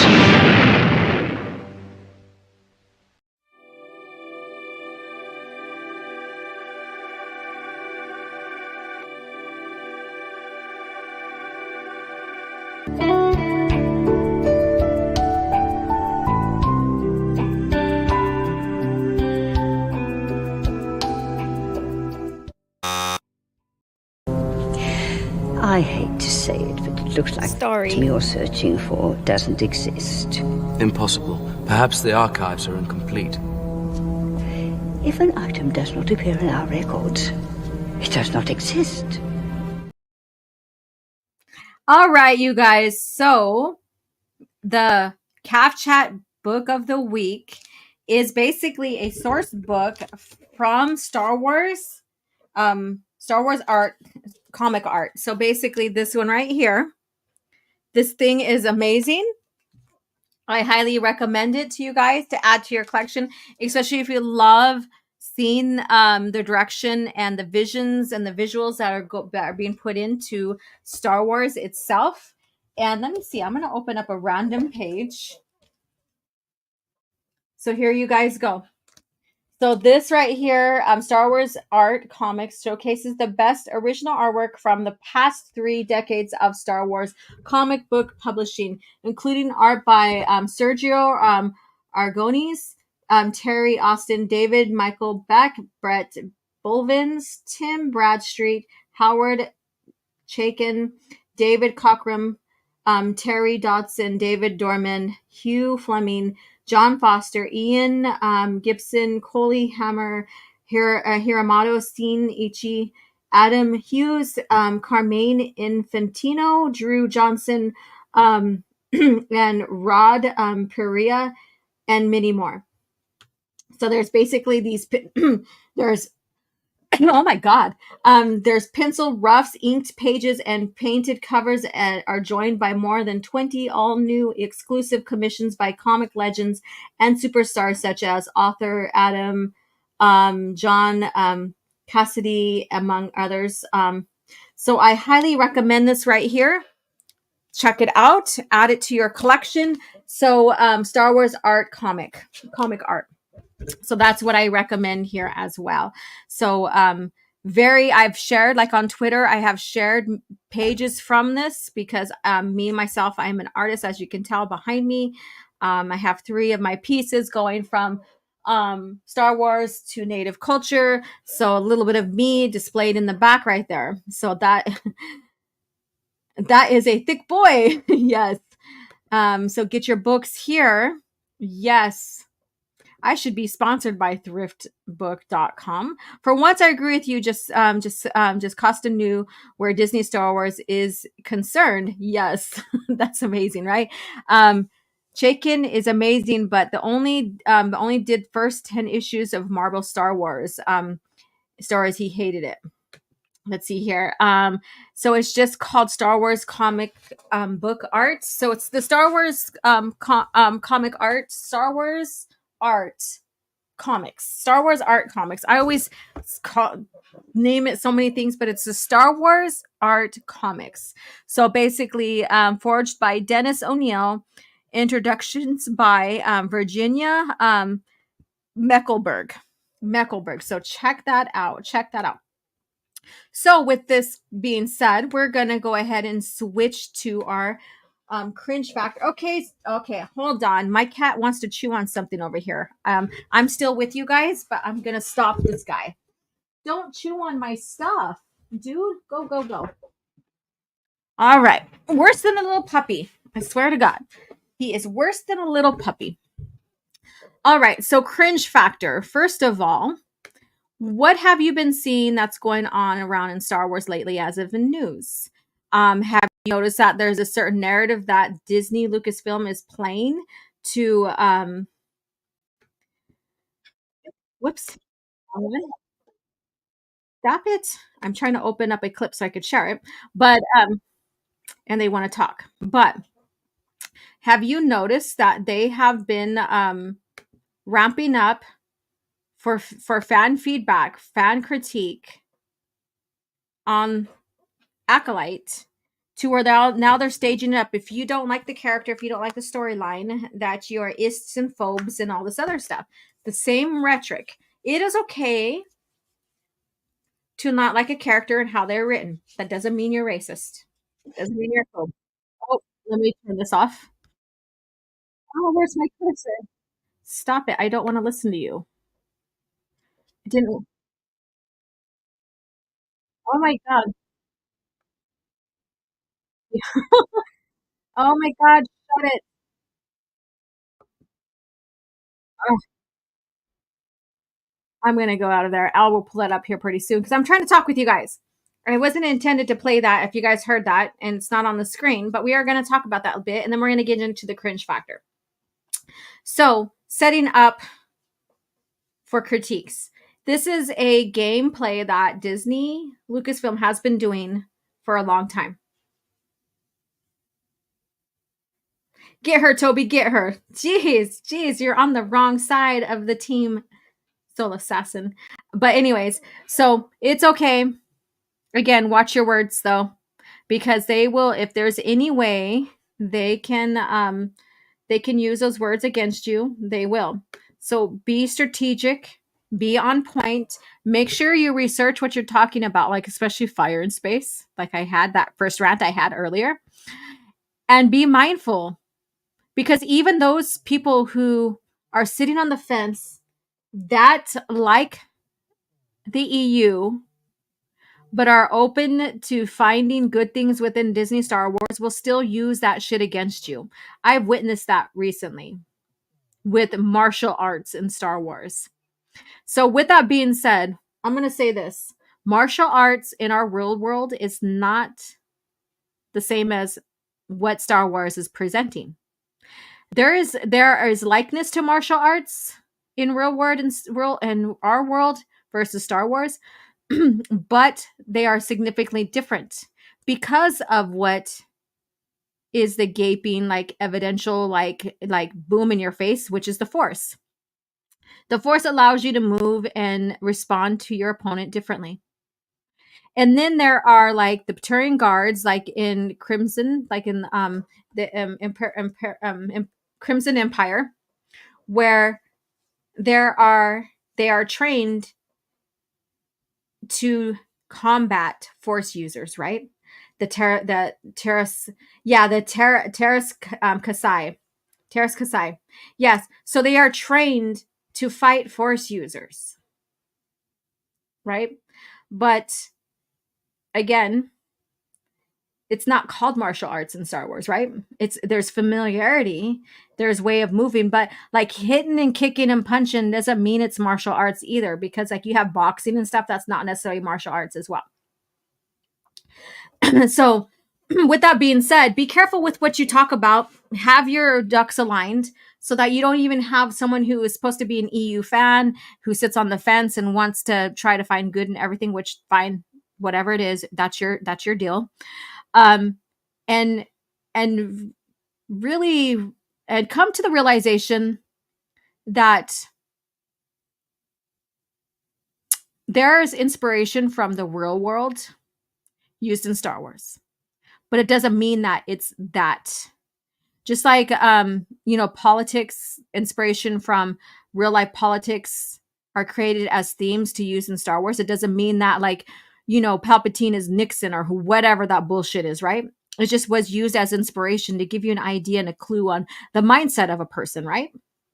And that goes with the Kurosawa themes that was introduced into Star Wars, right? By George Lucas. Doesn't mean that Star Wars is Kurosawa, right? It doesn't mean that it's a Japanese-based lore. It's not. There was ideas taken and used as themes, and it's and from there created something totally different, but kind of recognizable, kind of relatable in a sense, because we have to have a bit of familiarity for it to make sense to us, right? Because if it's not, it takes the suspension of disbelief away from it, right? And that goes with martial arts. Yes, there are similarities, but it's still different. So there's that fine line. We have to recognize that there are the differences and the similarities. It doesn't mean that it is what we think it is. So I get both sides of points onto that, just like I get, like I went and countered both sides about fire and space. We have to be fucking smart about how we're addressing this stuff.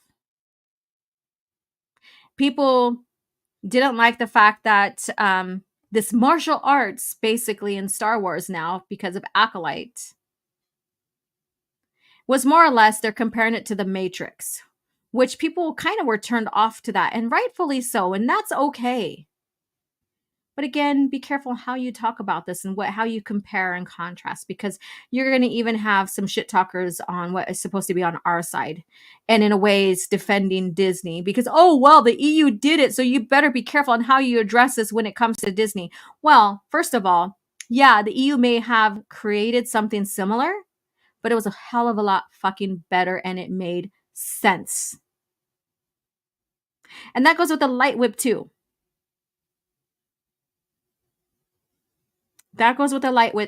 So get in there, do a little bit of research, talk about it, address your concerns, but don't give these asshats ammo against you.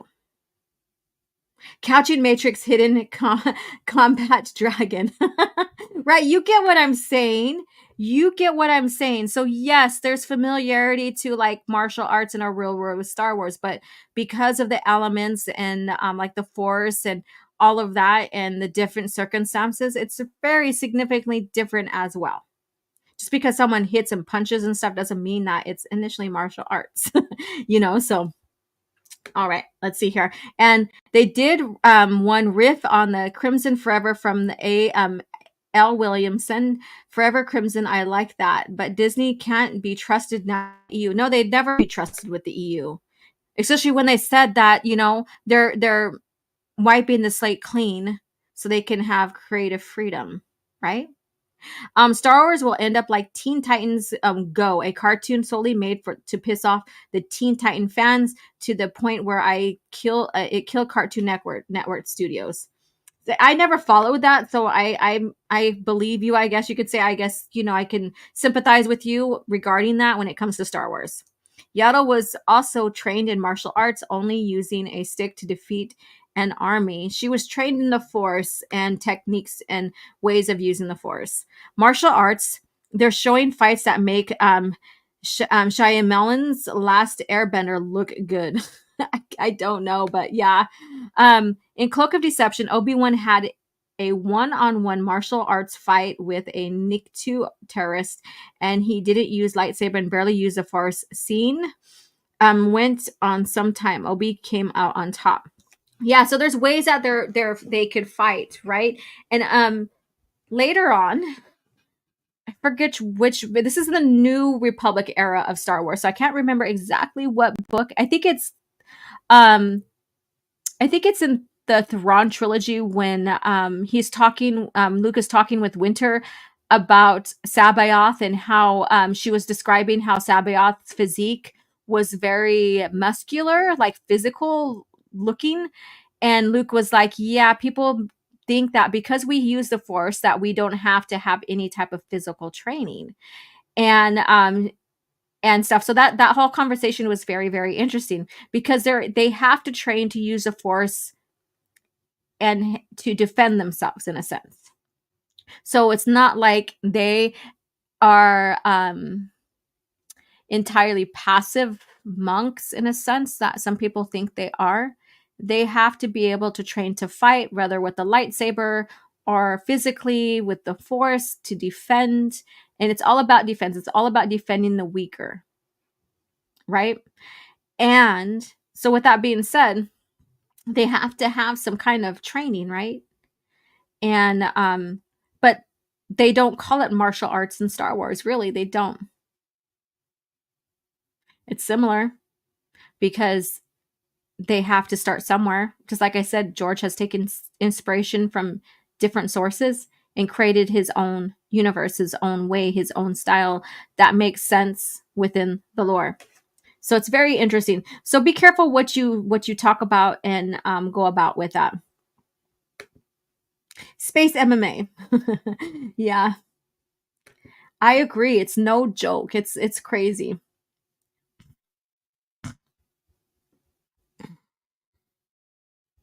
Let's see here. Y'all are crazy. Both Anakin and Kobe used armed fighting during their battle on Mustafar.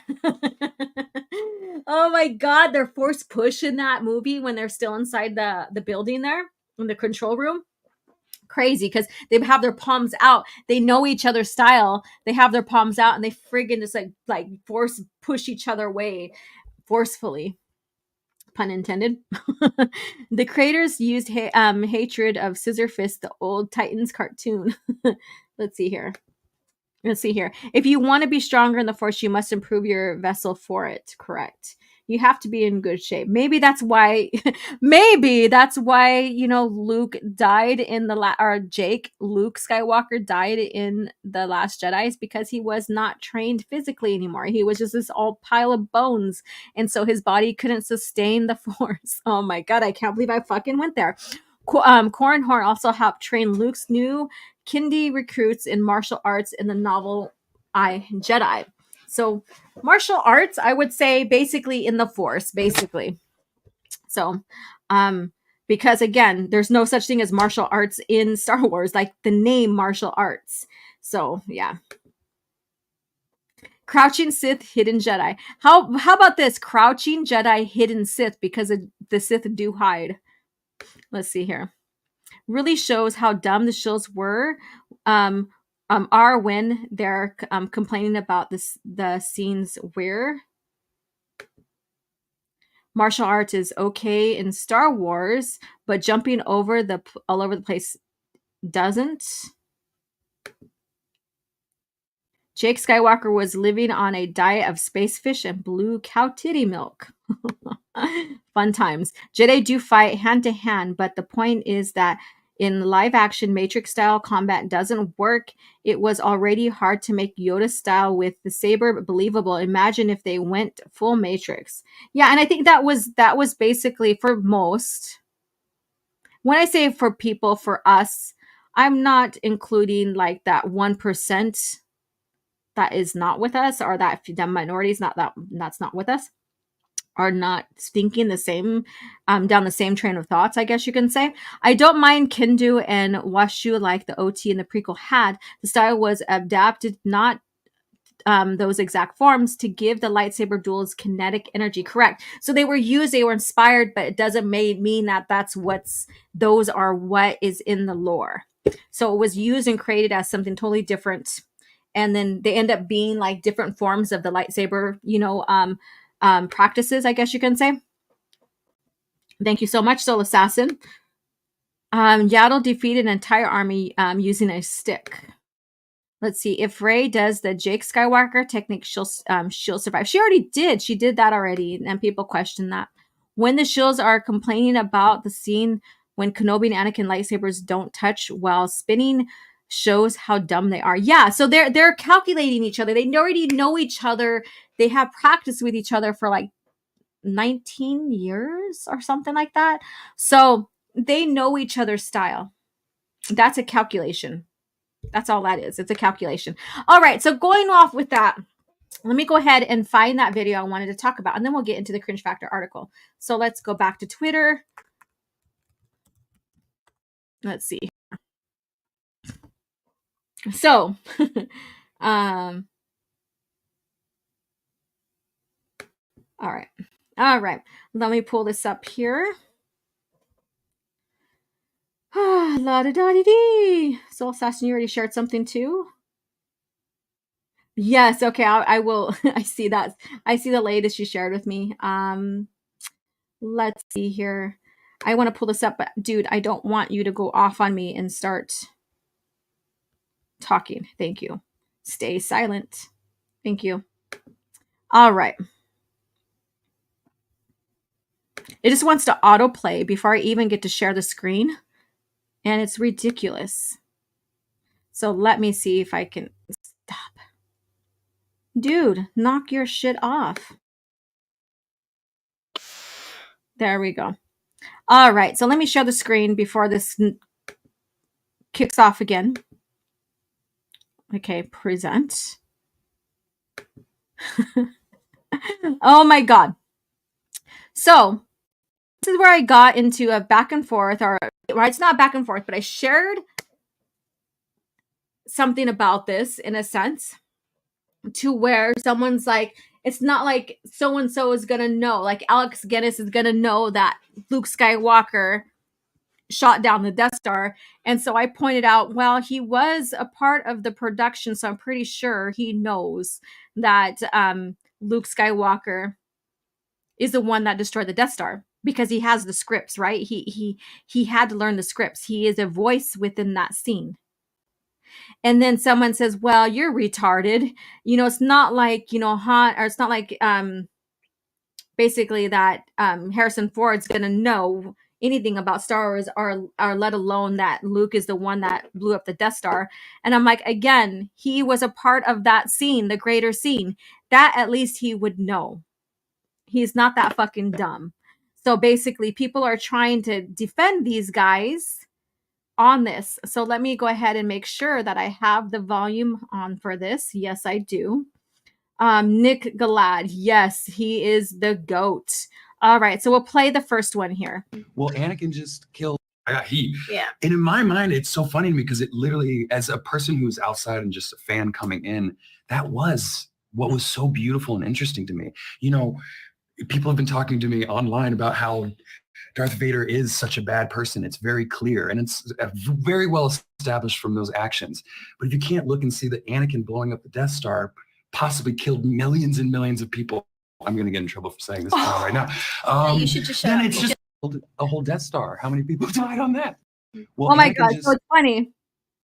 So he says twice that Anakin blew up the whole Death Star. Let me go back to our thing here. Anakin blew up the whole Death Star. He says this twice in the interview. People are like you could see one of the people here, the blonde hair. I don't know her name, and I can care less. But she's like, cut it. She's like, put like cut and throat here. She's telling them to cut it because he is so wrong here. Now, Star Wars has been out for 40 years plus years. Okay. I am as old as the first Star Wars movie. Yes, I'm sharing my age. So anybody coming in, anybody who is coming into the lore, that is a basic knowledge. Like everybody comes in through the movies.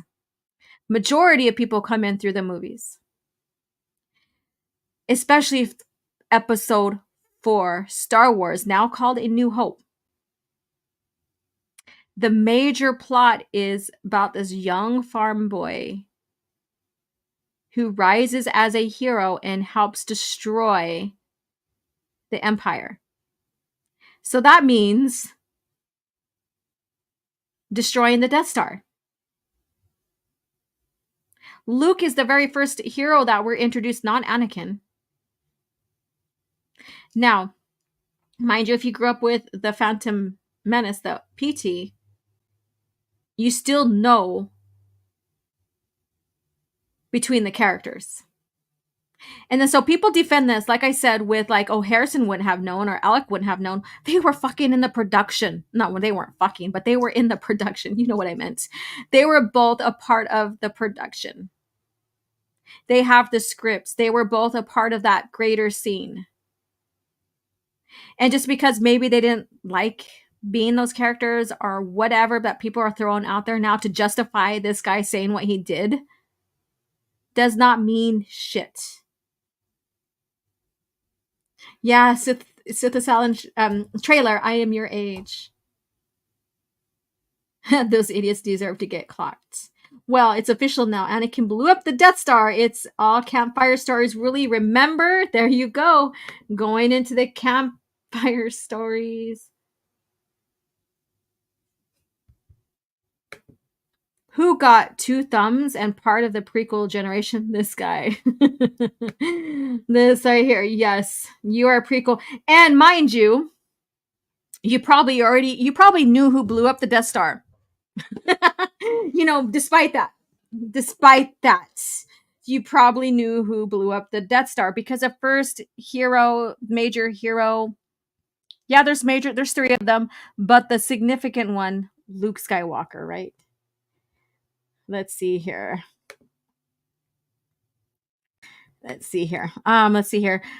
They were doing what in the productions? I realized how my wording was, so I had to make a joke about that. Well, I mean, Harrison and Carrie were doing some hanky-panky on set. There we go. Yeet Mutha tell stories by the campfire, though we can't change the lore. So we could change the lore. Yeah, so basically it's quite embarrassing. People stop defending this. Stop defending it. Don't say, oh, well, he's barely getting into, or he's an actor, he shouldn't know. Well,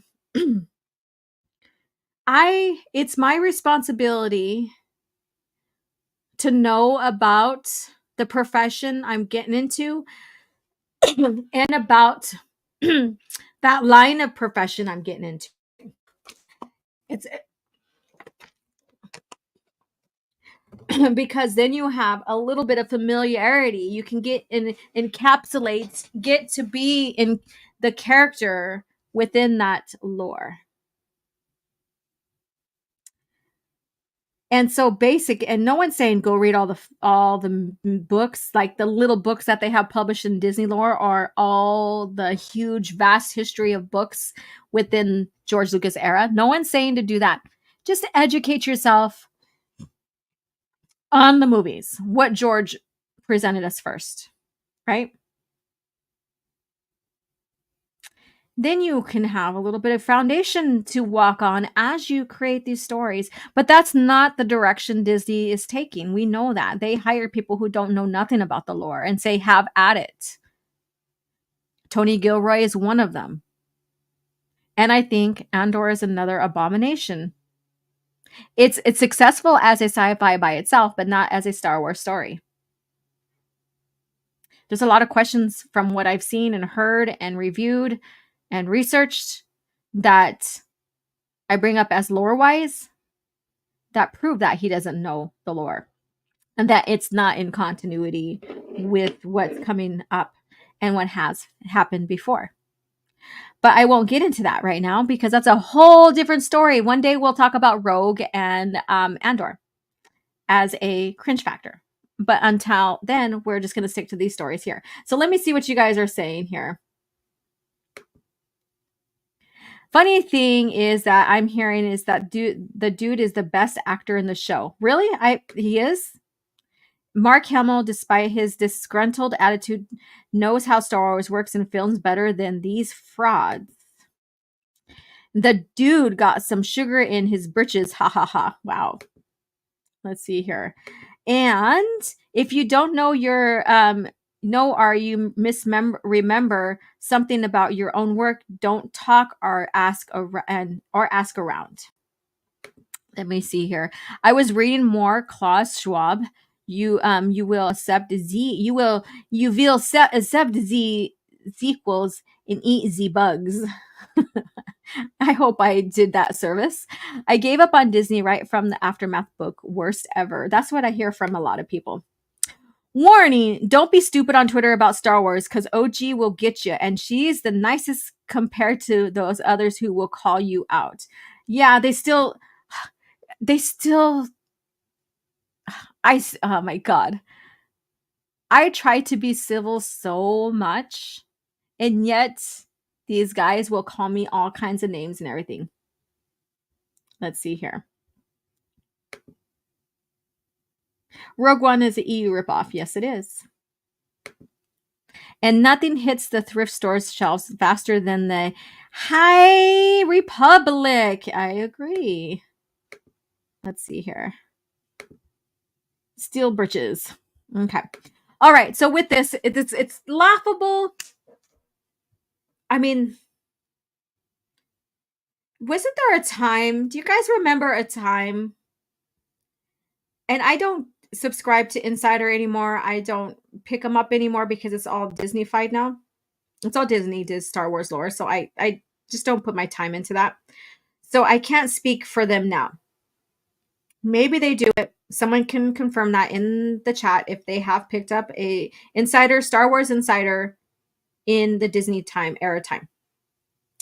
But do you remember the times, and myself and even Open Airlock Policy or Tim has shared those quizzes that fans were able to do and possibly win something. So it's like quizzes on the EU, it's quizzes on a certain timelines, it's quizzes on maybe the movie timeline, the movies.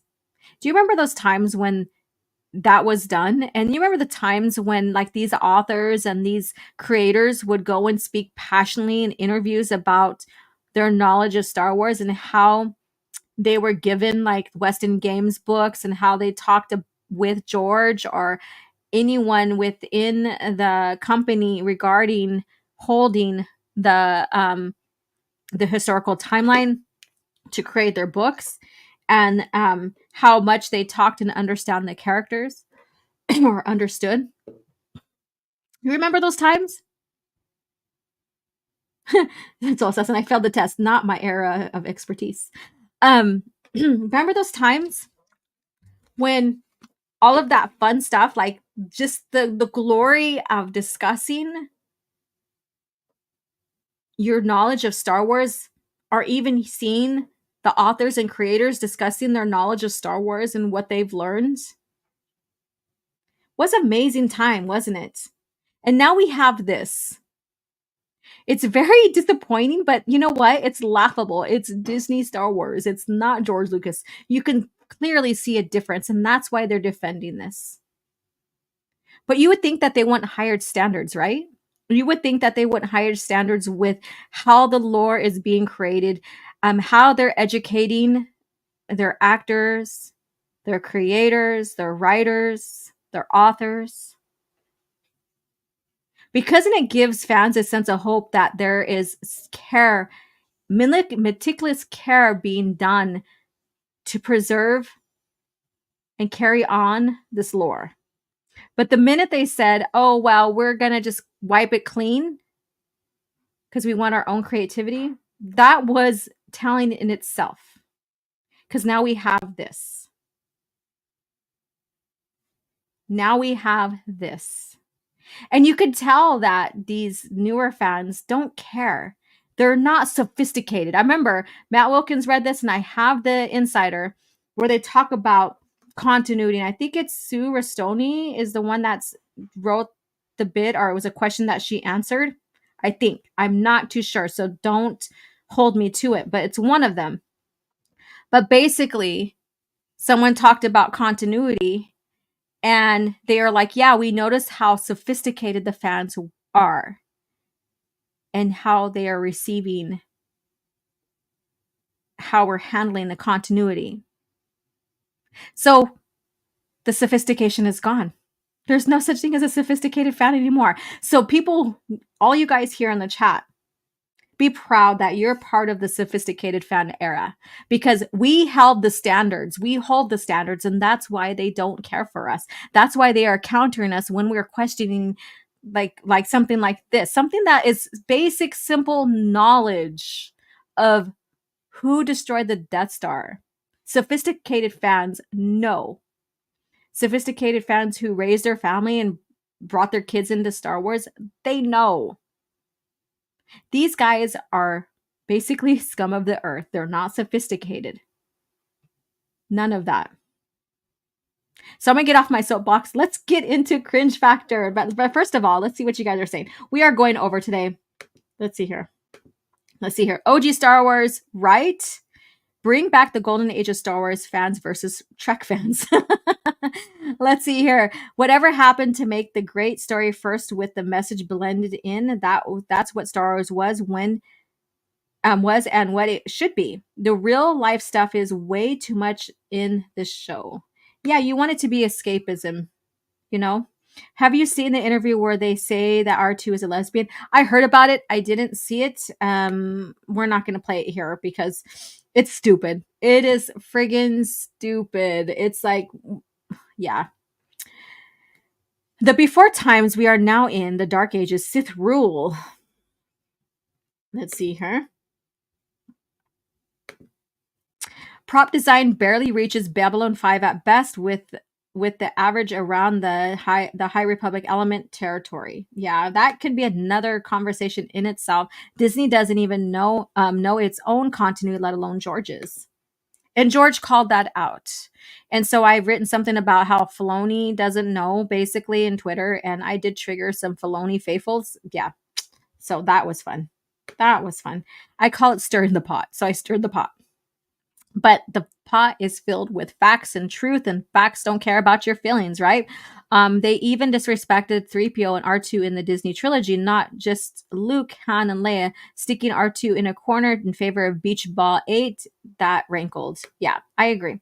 So we're going to get into this Cringe Factor, and then we're going to call it a session, call it a time, so we can all get on with our lives and and carry on. So again, Star Wars Art Comics is the recommended, the CAF Chat book of the week, source book of the week. I highly recommend it, especially if you love visuals. You could see this, like the beautiful concept that has been coming behind the comics. So amazing stuff. So let's go ahead and get this idiot off the screen. Hello, you guys.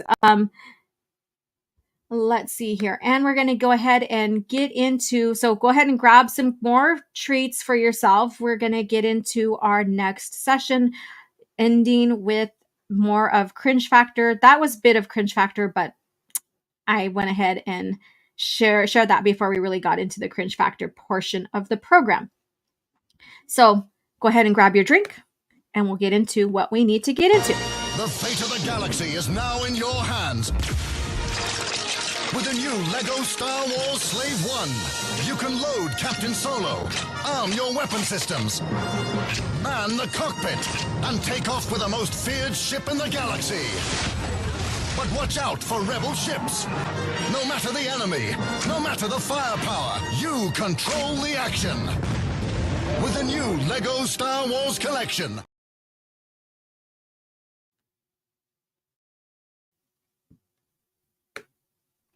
Why didn't you click?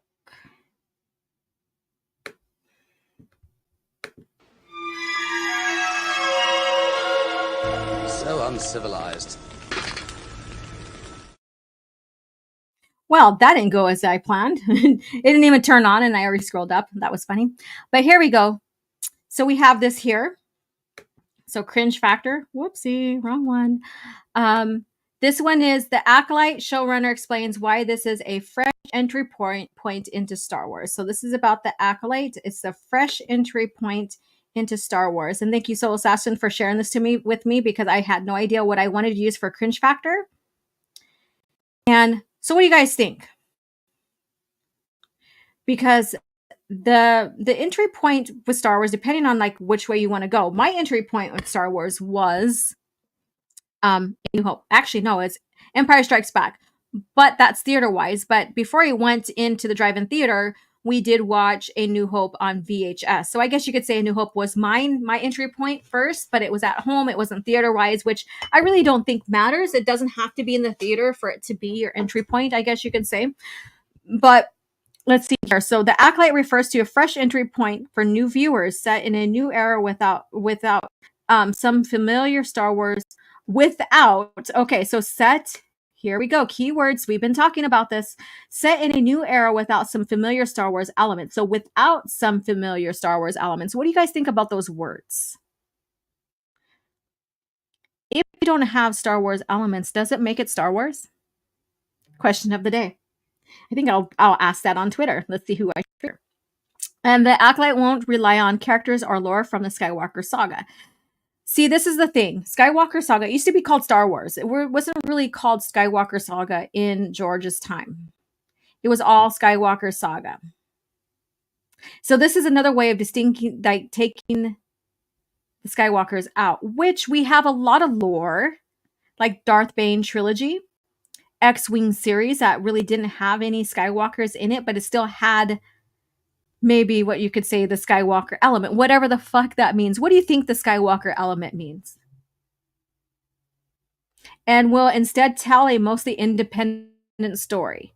So Star Wars, a lore, like a story within the Star Wars saga or timeline, whatever you want to call it. It is, it may seem independent, but it's not. It's connected to a greater history within this timeline, the historical timeline. So like when you read Darth Bane trilogy, is that a independent story? Not really. When you read, let's give one single example, Truce at Bakura. Even though it has Luke in there, Luke and Leia and Han. It's not connected to, it doesn't have its own trilogy ever, but it's its own book. It's not a standalone story. It's not an independent story. So what are they saying it's independent from? What, the Skywalkers? But it's not independent from Star Wars. But then they say without familiar Star Wars elements. So you see where it's going? The independent story should be great, a great entry point for new Star Wars fans who don't have much knowledge about the franchise's extensive lore. But wouldn't you want your story that you're coming into have familiar Star Wars elements? Have familiar saga elements? And should not be independent from the greater story? Do you see what's going on here? You get where I'm going? This is blatantly saying, and Headland and Filoni does back this, that this is not really Star Wars. It's not honoring what came before. This all here is saying it's not honoring George Lucas' era and that they want to replace his stories with this in entry point. So let me see what you guys are saying already. A lot going on here. Oh my God, 35 comments already that since I left the chat. So even though 1 through 6 is Skywalker Saga, there was really no Skywalker Saga. That was just the movies. Let's see here. Hell to You, yes. Dark Ages indeed. Let's see here. The lore of the Skywalker Saga is the lore of the Star Wars. It's not like its own thing. It's not its own thing, and that's the point. My parents would take me to watch it in theaters because they said it wasn't age appropriate for me at the time. Plus, it cost money to go to the theater, and local library was free. Yeah, and that's interesting how at that time that's how they seen that. To be fair, and like people are like, oh well, it's the movies are kids movies and blah blah, trying to really say that George only made it for kids, and when in reality he's like the kids at heart, it's for families, what have you. To be fair, Star Wars has a lot of locations and characters you can tell and had told not focused on the Skywalker, right? Exactly, that's my point. And I'm glad like these questions that I'm offering you guys made you think and made you put out your own points. And I love that. That's why I talk the way I do sometimes and ask these questions, because I really want you to think about everything that's being said and shared with you and share with us what you think of it. The oppression of the woke will never come to pass. You have lost. Let me see here. There is no Skywalker saga. There's only Star Wars. Correct. Yeah, this very beginning, we can leave it at that. This is cringe. So thank you, Soul Assassin, for the inspirational cringe story, right? I won't even say if it's inspirational. I'm using that more sarcastically. Yeah, George always called it the Star Wars saga. Let me see here. My entry point into Star Wars was the OG 77 Topps trading cards. Cool. Yeah, there's some that are entry point was slightly different, but that's not the norm. And that's okay. It's okay if you're not the norm. It's always good to stand out, right? I think my entry point was the 2-disc DVD original release from the local library that I kept checking out. Awesome. You probably wore that thing out. The article is fronting like it doesn't disrupt Star Wars lore because it's 100 years pre Revenge of the Sith. Right. So it's about 70 BBY. I did a breakdown on Twitter about exactly where it falls. So it's not 132 BBY. It's not. So I hope Hayden doesn't become a Disney shill. Ewan is on the edge of doing so if he hasn't already. Maybe they have to play ball to make money and the Disney puts words in their mouths. I hope. Well, I mean, you could say there's so many different scenarios and stuff like that. Let's see here. Remember when all you need was the film to get the whole story and didn't have to read the EU unless you wanted it more explained? Yeah. So that's amazing. That was amazing times, right? More like a fresh poop than fresh start to me. Remember when all you need was the film? I already read that one. OG Star Wars, I can't handle Leslie Hanlon laugh aloud. I can't deal with her crap. All right. Let's see here.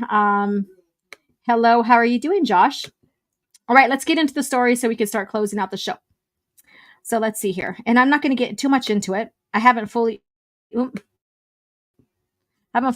it all. So some of this will be pure reaction.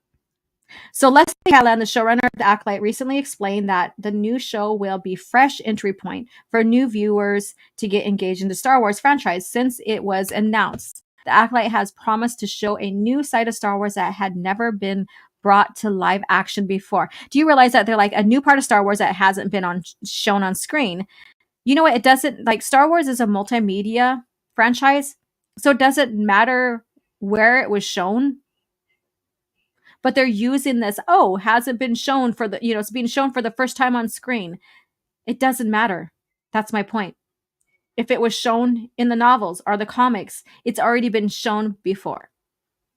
It promised a darker story than the franchise is used to. What? We just talked about one of the very dark stories ever to be done. The New Jedi Order. Like I said, it doesn't matter if it was on screen or in a book or in a comic or even in a game on screen. Along with the whole new cast of characters for the Acolyte. So who cares? I don't care. So they said the Acolyte, Headland has now mentioned that she's using the newness of the Acolyte to make it one of the most accessible Star Wars projects to new viewers. So this is an interview from the Gamer Raider, and she's talking about this. So here it is right here, and we're gonna just probably leave it at this. So this is what Leslie has to say. Let's break this down. You guys are ready for this? I think to draw audiences in and create a fresh entry point, meaning you don't need to know a lot about Star Wars in order to watch the show. Well, that's basically, when you come into Star Wars, right? So that you really don't know much about it. When you first enter Star Wars, basically, is what I'm trying to say, is you really don't know much about it. So this is a moot point on hers. It felt natural to move back in time and set the story there. Well, there's a lot of stories set back in time. You just picked a time frame where there's no stories made if you look at the initial EU. Well, no, I take that back because it falls in line with where Darth Plagueis lands. A new era, though, comes with its own fresh challenges. It's not a new era. This is like all the way to Revenge of the Sith. That is a part of the Old Republic. That like the PT era is the fall of the Old Republic in a sense. You have major events that happen in KOTOR, all of that. But this is like the initial fall of this ebb and pool of history throughout like 3,000 years, right? A step away from the Skywalkers and the Sith of it all poses an obvious roadblock. So she's saying the Skywalkers and the Sith poses a obvious roadblock. How is that so? Now, is there a Skywalkers during that time frame? Maybe, because Shmi exists, right? Are they significant during that time? Not really. But there are Sith. And if you refer to the EU, the Sith are in hiding per rule of 2. We have Tenebrous during that time. But then she brings in the Sith. So this doesn't make sense, but we'll go on. When pressed on the biggest limitations of placing the Acolyte in the new setting, Headland felt the lack of familiarity was an issue. So Headland felt the lack of familiarity was an issue, but one she was willing to embrace. Her familiarity, is this telling? So does this mean that she doesn't know the lore during that time frame? Because like I said, Darth Plagueis is during that time. We have Tenebrous during that time. We have a few stories during that time frame. Acolyte sits. Fans are very aware of that. We don't have, but obviously she's not aware of that. We don't have that immediate iconography,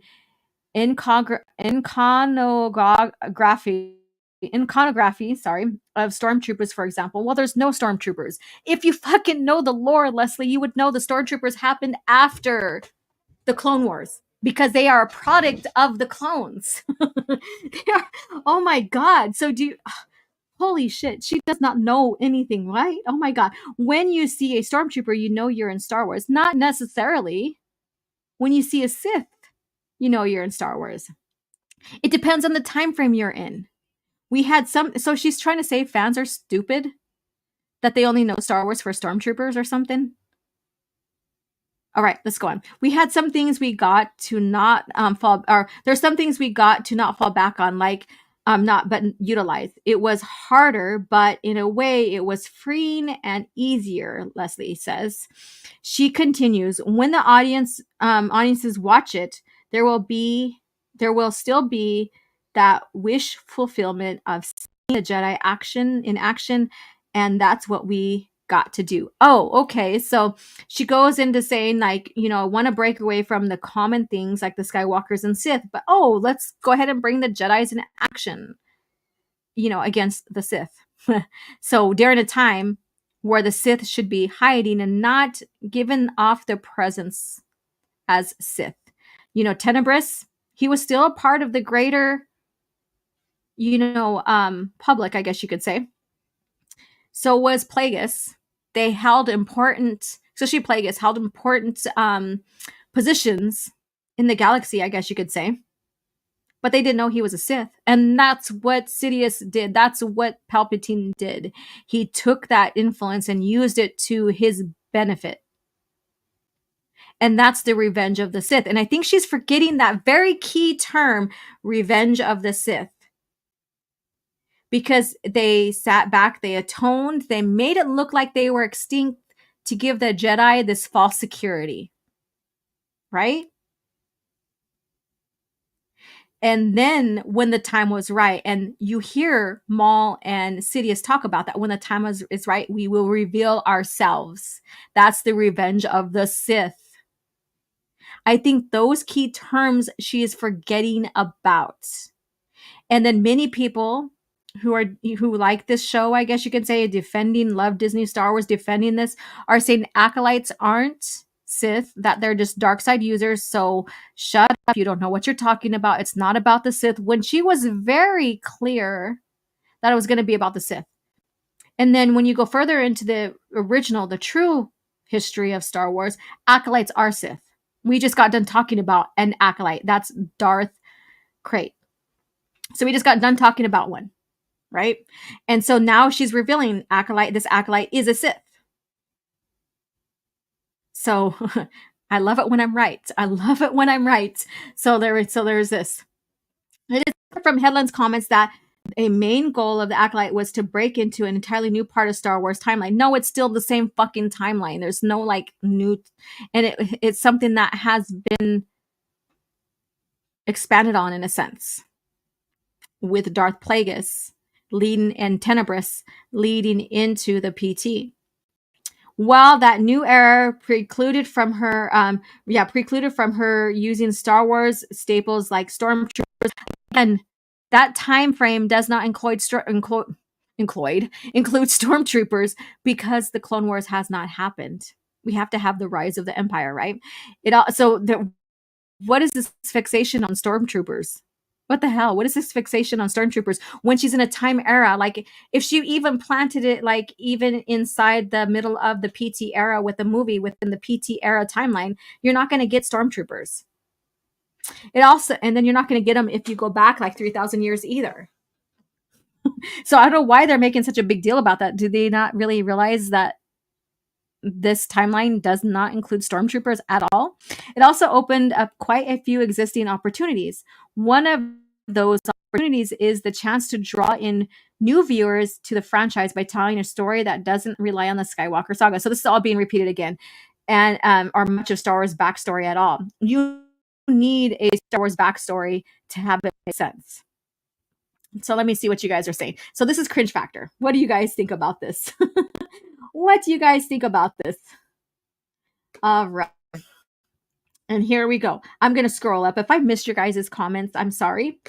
Let's see here. My introduction to Star Wars is a blur. I think it was 2003 Clone Wars I was introduced to. Awesome. Tartavosky, there you go. If it hasn't been shown on screen, then there's a good chance that it's been told in the novels or comics and games. Correct. And it's all true and accurate. You don't have to see it visually for it to have happened. By the way, Leslie Hedden was Harry Weinstein's personal assistant. Let's see here. It ain't dark. It ain't dark. Let's see here.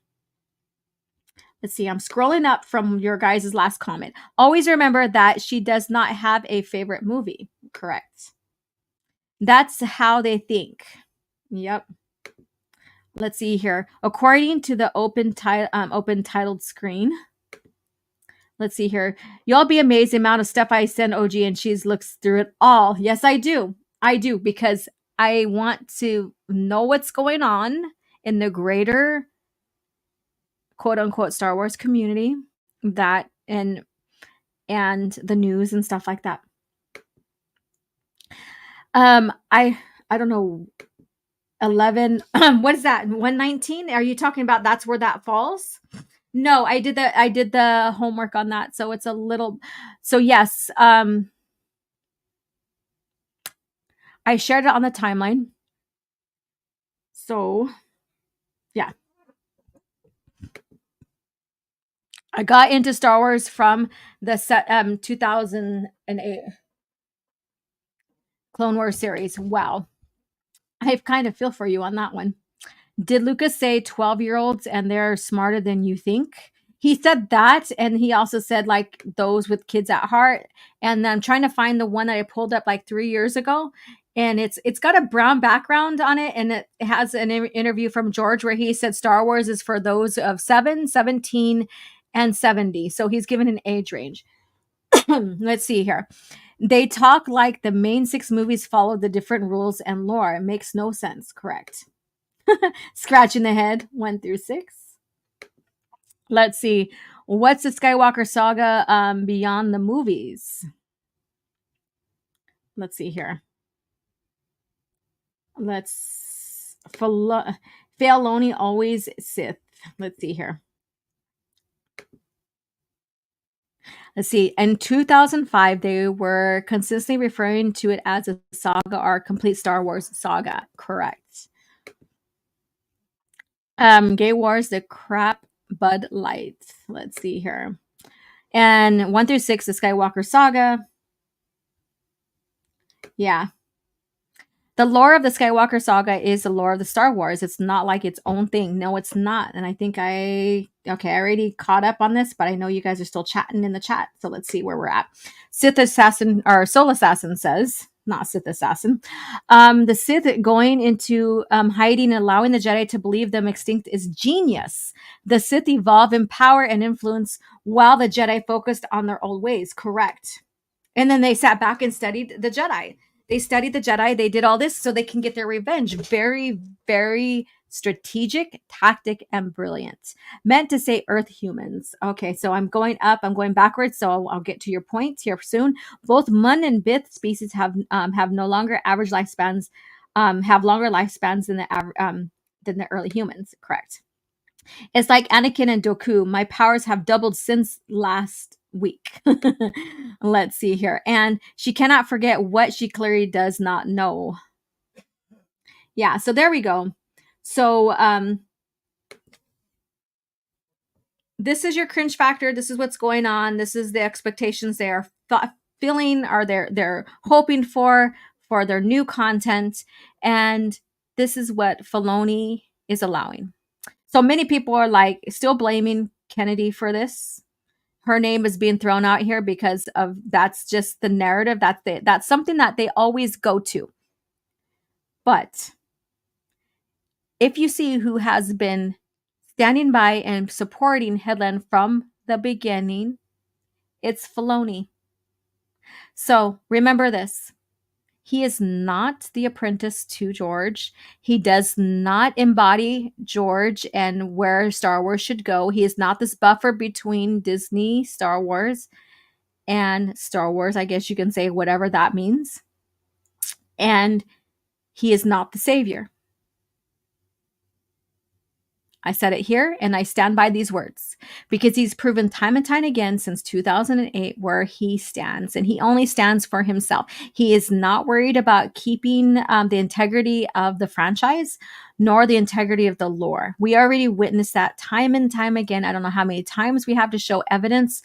It's always coming. There's always more to come because he keeps revealing himself, and that's fine because it just shows exactly where he stands. And it's not in the corner with George. In fact, he is one of the people George called out when he was talking at Cannes about them not knowing the Force and the lore, that they strayed from the initial product, basically. So there you go. So thank you guys again for tuning in. We're going to start closing out. Remember, the CAF Chat book of the week is Star Wars Art Comics. So feel free to try to get that in your library if you love comic art or any type of art or franchise art. It's well worth the investment. And if you want to add more art to your kitchen and support the channel, or maybe wear some wearable arts, check out my merch on Redbubble. You can get some prints of the latest paintings on your mug, on your t-shirts, on your tote, whatever that is available. I left a broad range of ideas. You can even get a little pillow of it, throw a pillow that you could put in your studio or in your favorite place where you like to lounge and read, what have you. So thank you guys again for your support. If you're catching the replay, please leave a comment, or maybe like as you listen along, type and leave your feedback throughout the whole thing. I love reading them. Even if I don't respond, I'll heart them or what have you. Maybe I pick a topic out of what you share and reply to that. I'll try to be more mindful on responding as much as I can. So, and please hit that like button and share we're live. Become a channel member.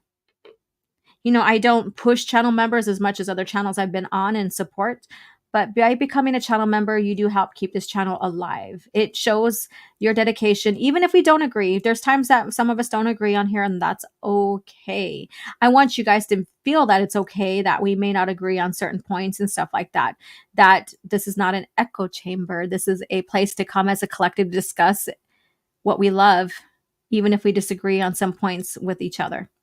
It's okay. It's fine.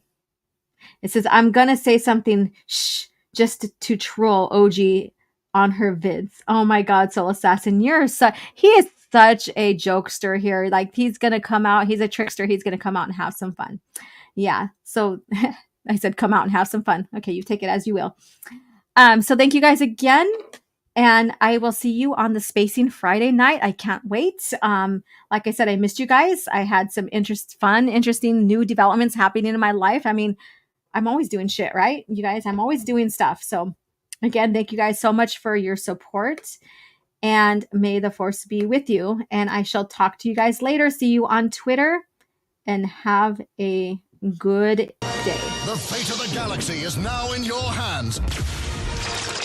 With the new LEGO Star Wars Slave 1, you can load Captain Solo, arm your weapon systems, man the cockpit, and take off with the most feared ship in the galaxy. But watch out for rebel ships. No matter the enemy, no matter the firepower, you control the action. With the new LEGO Star Wars collection.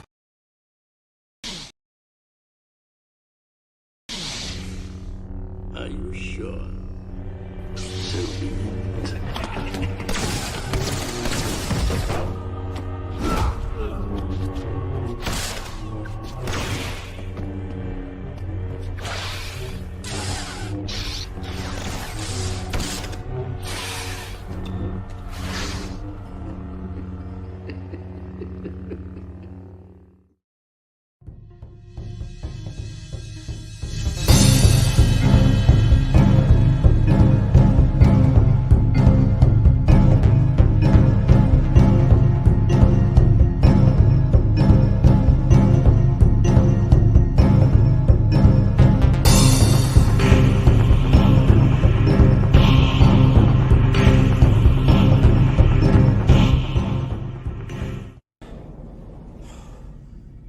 Another happy landing.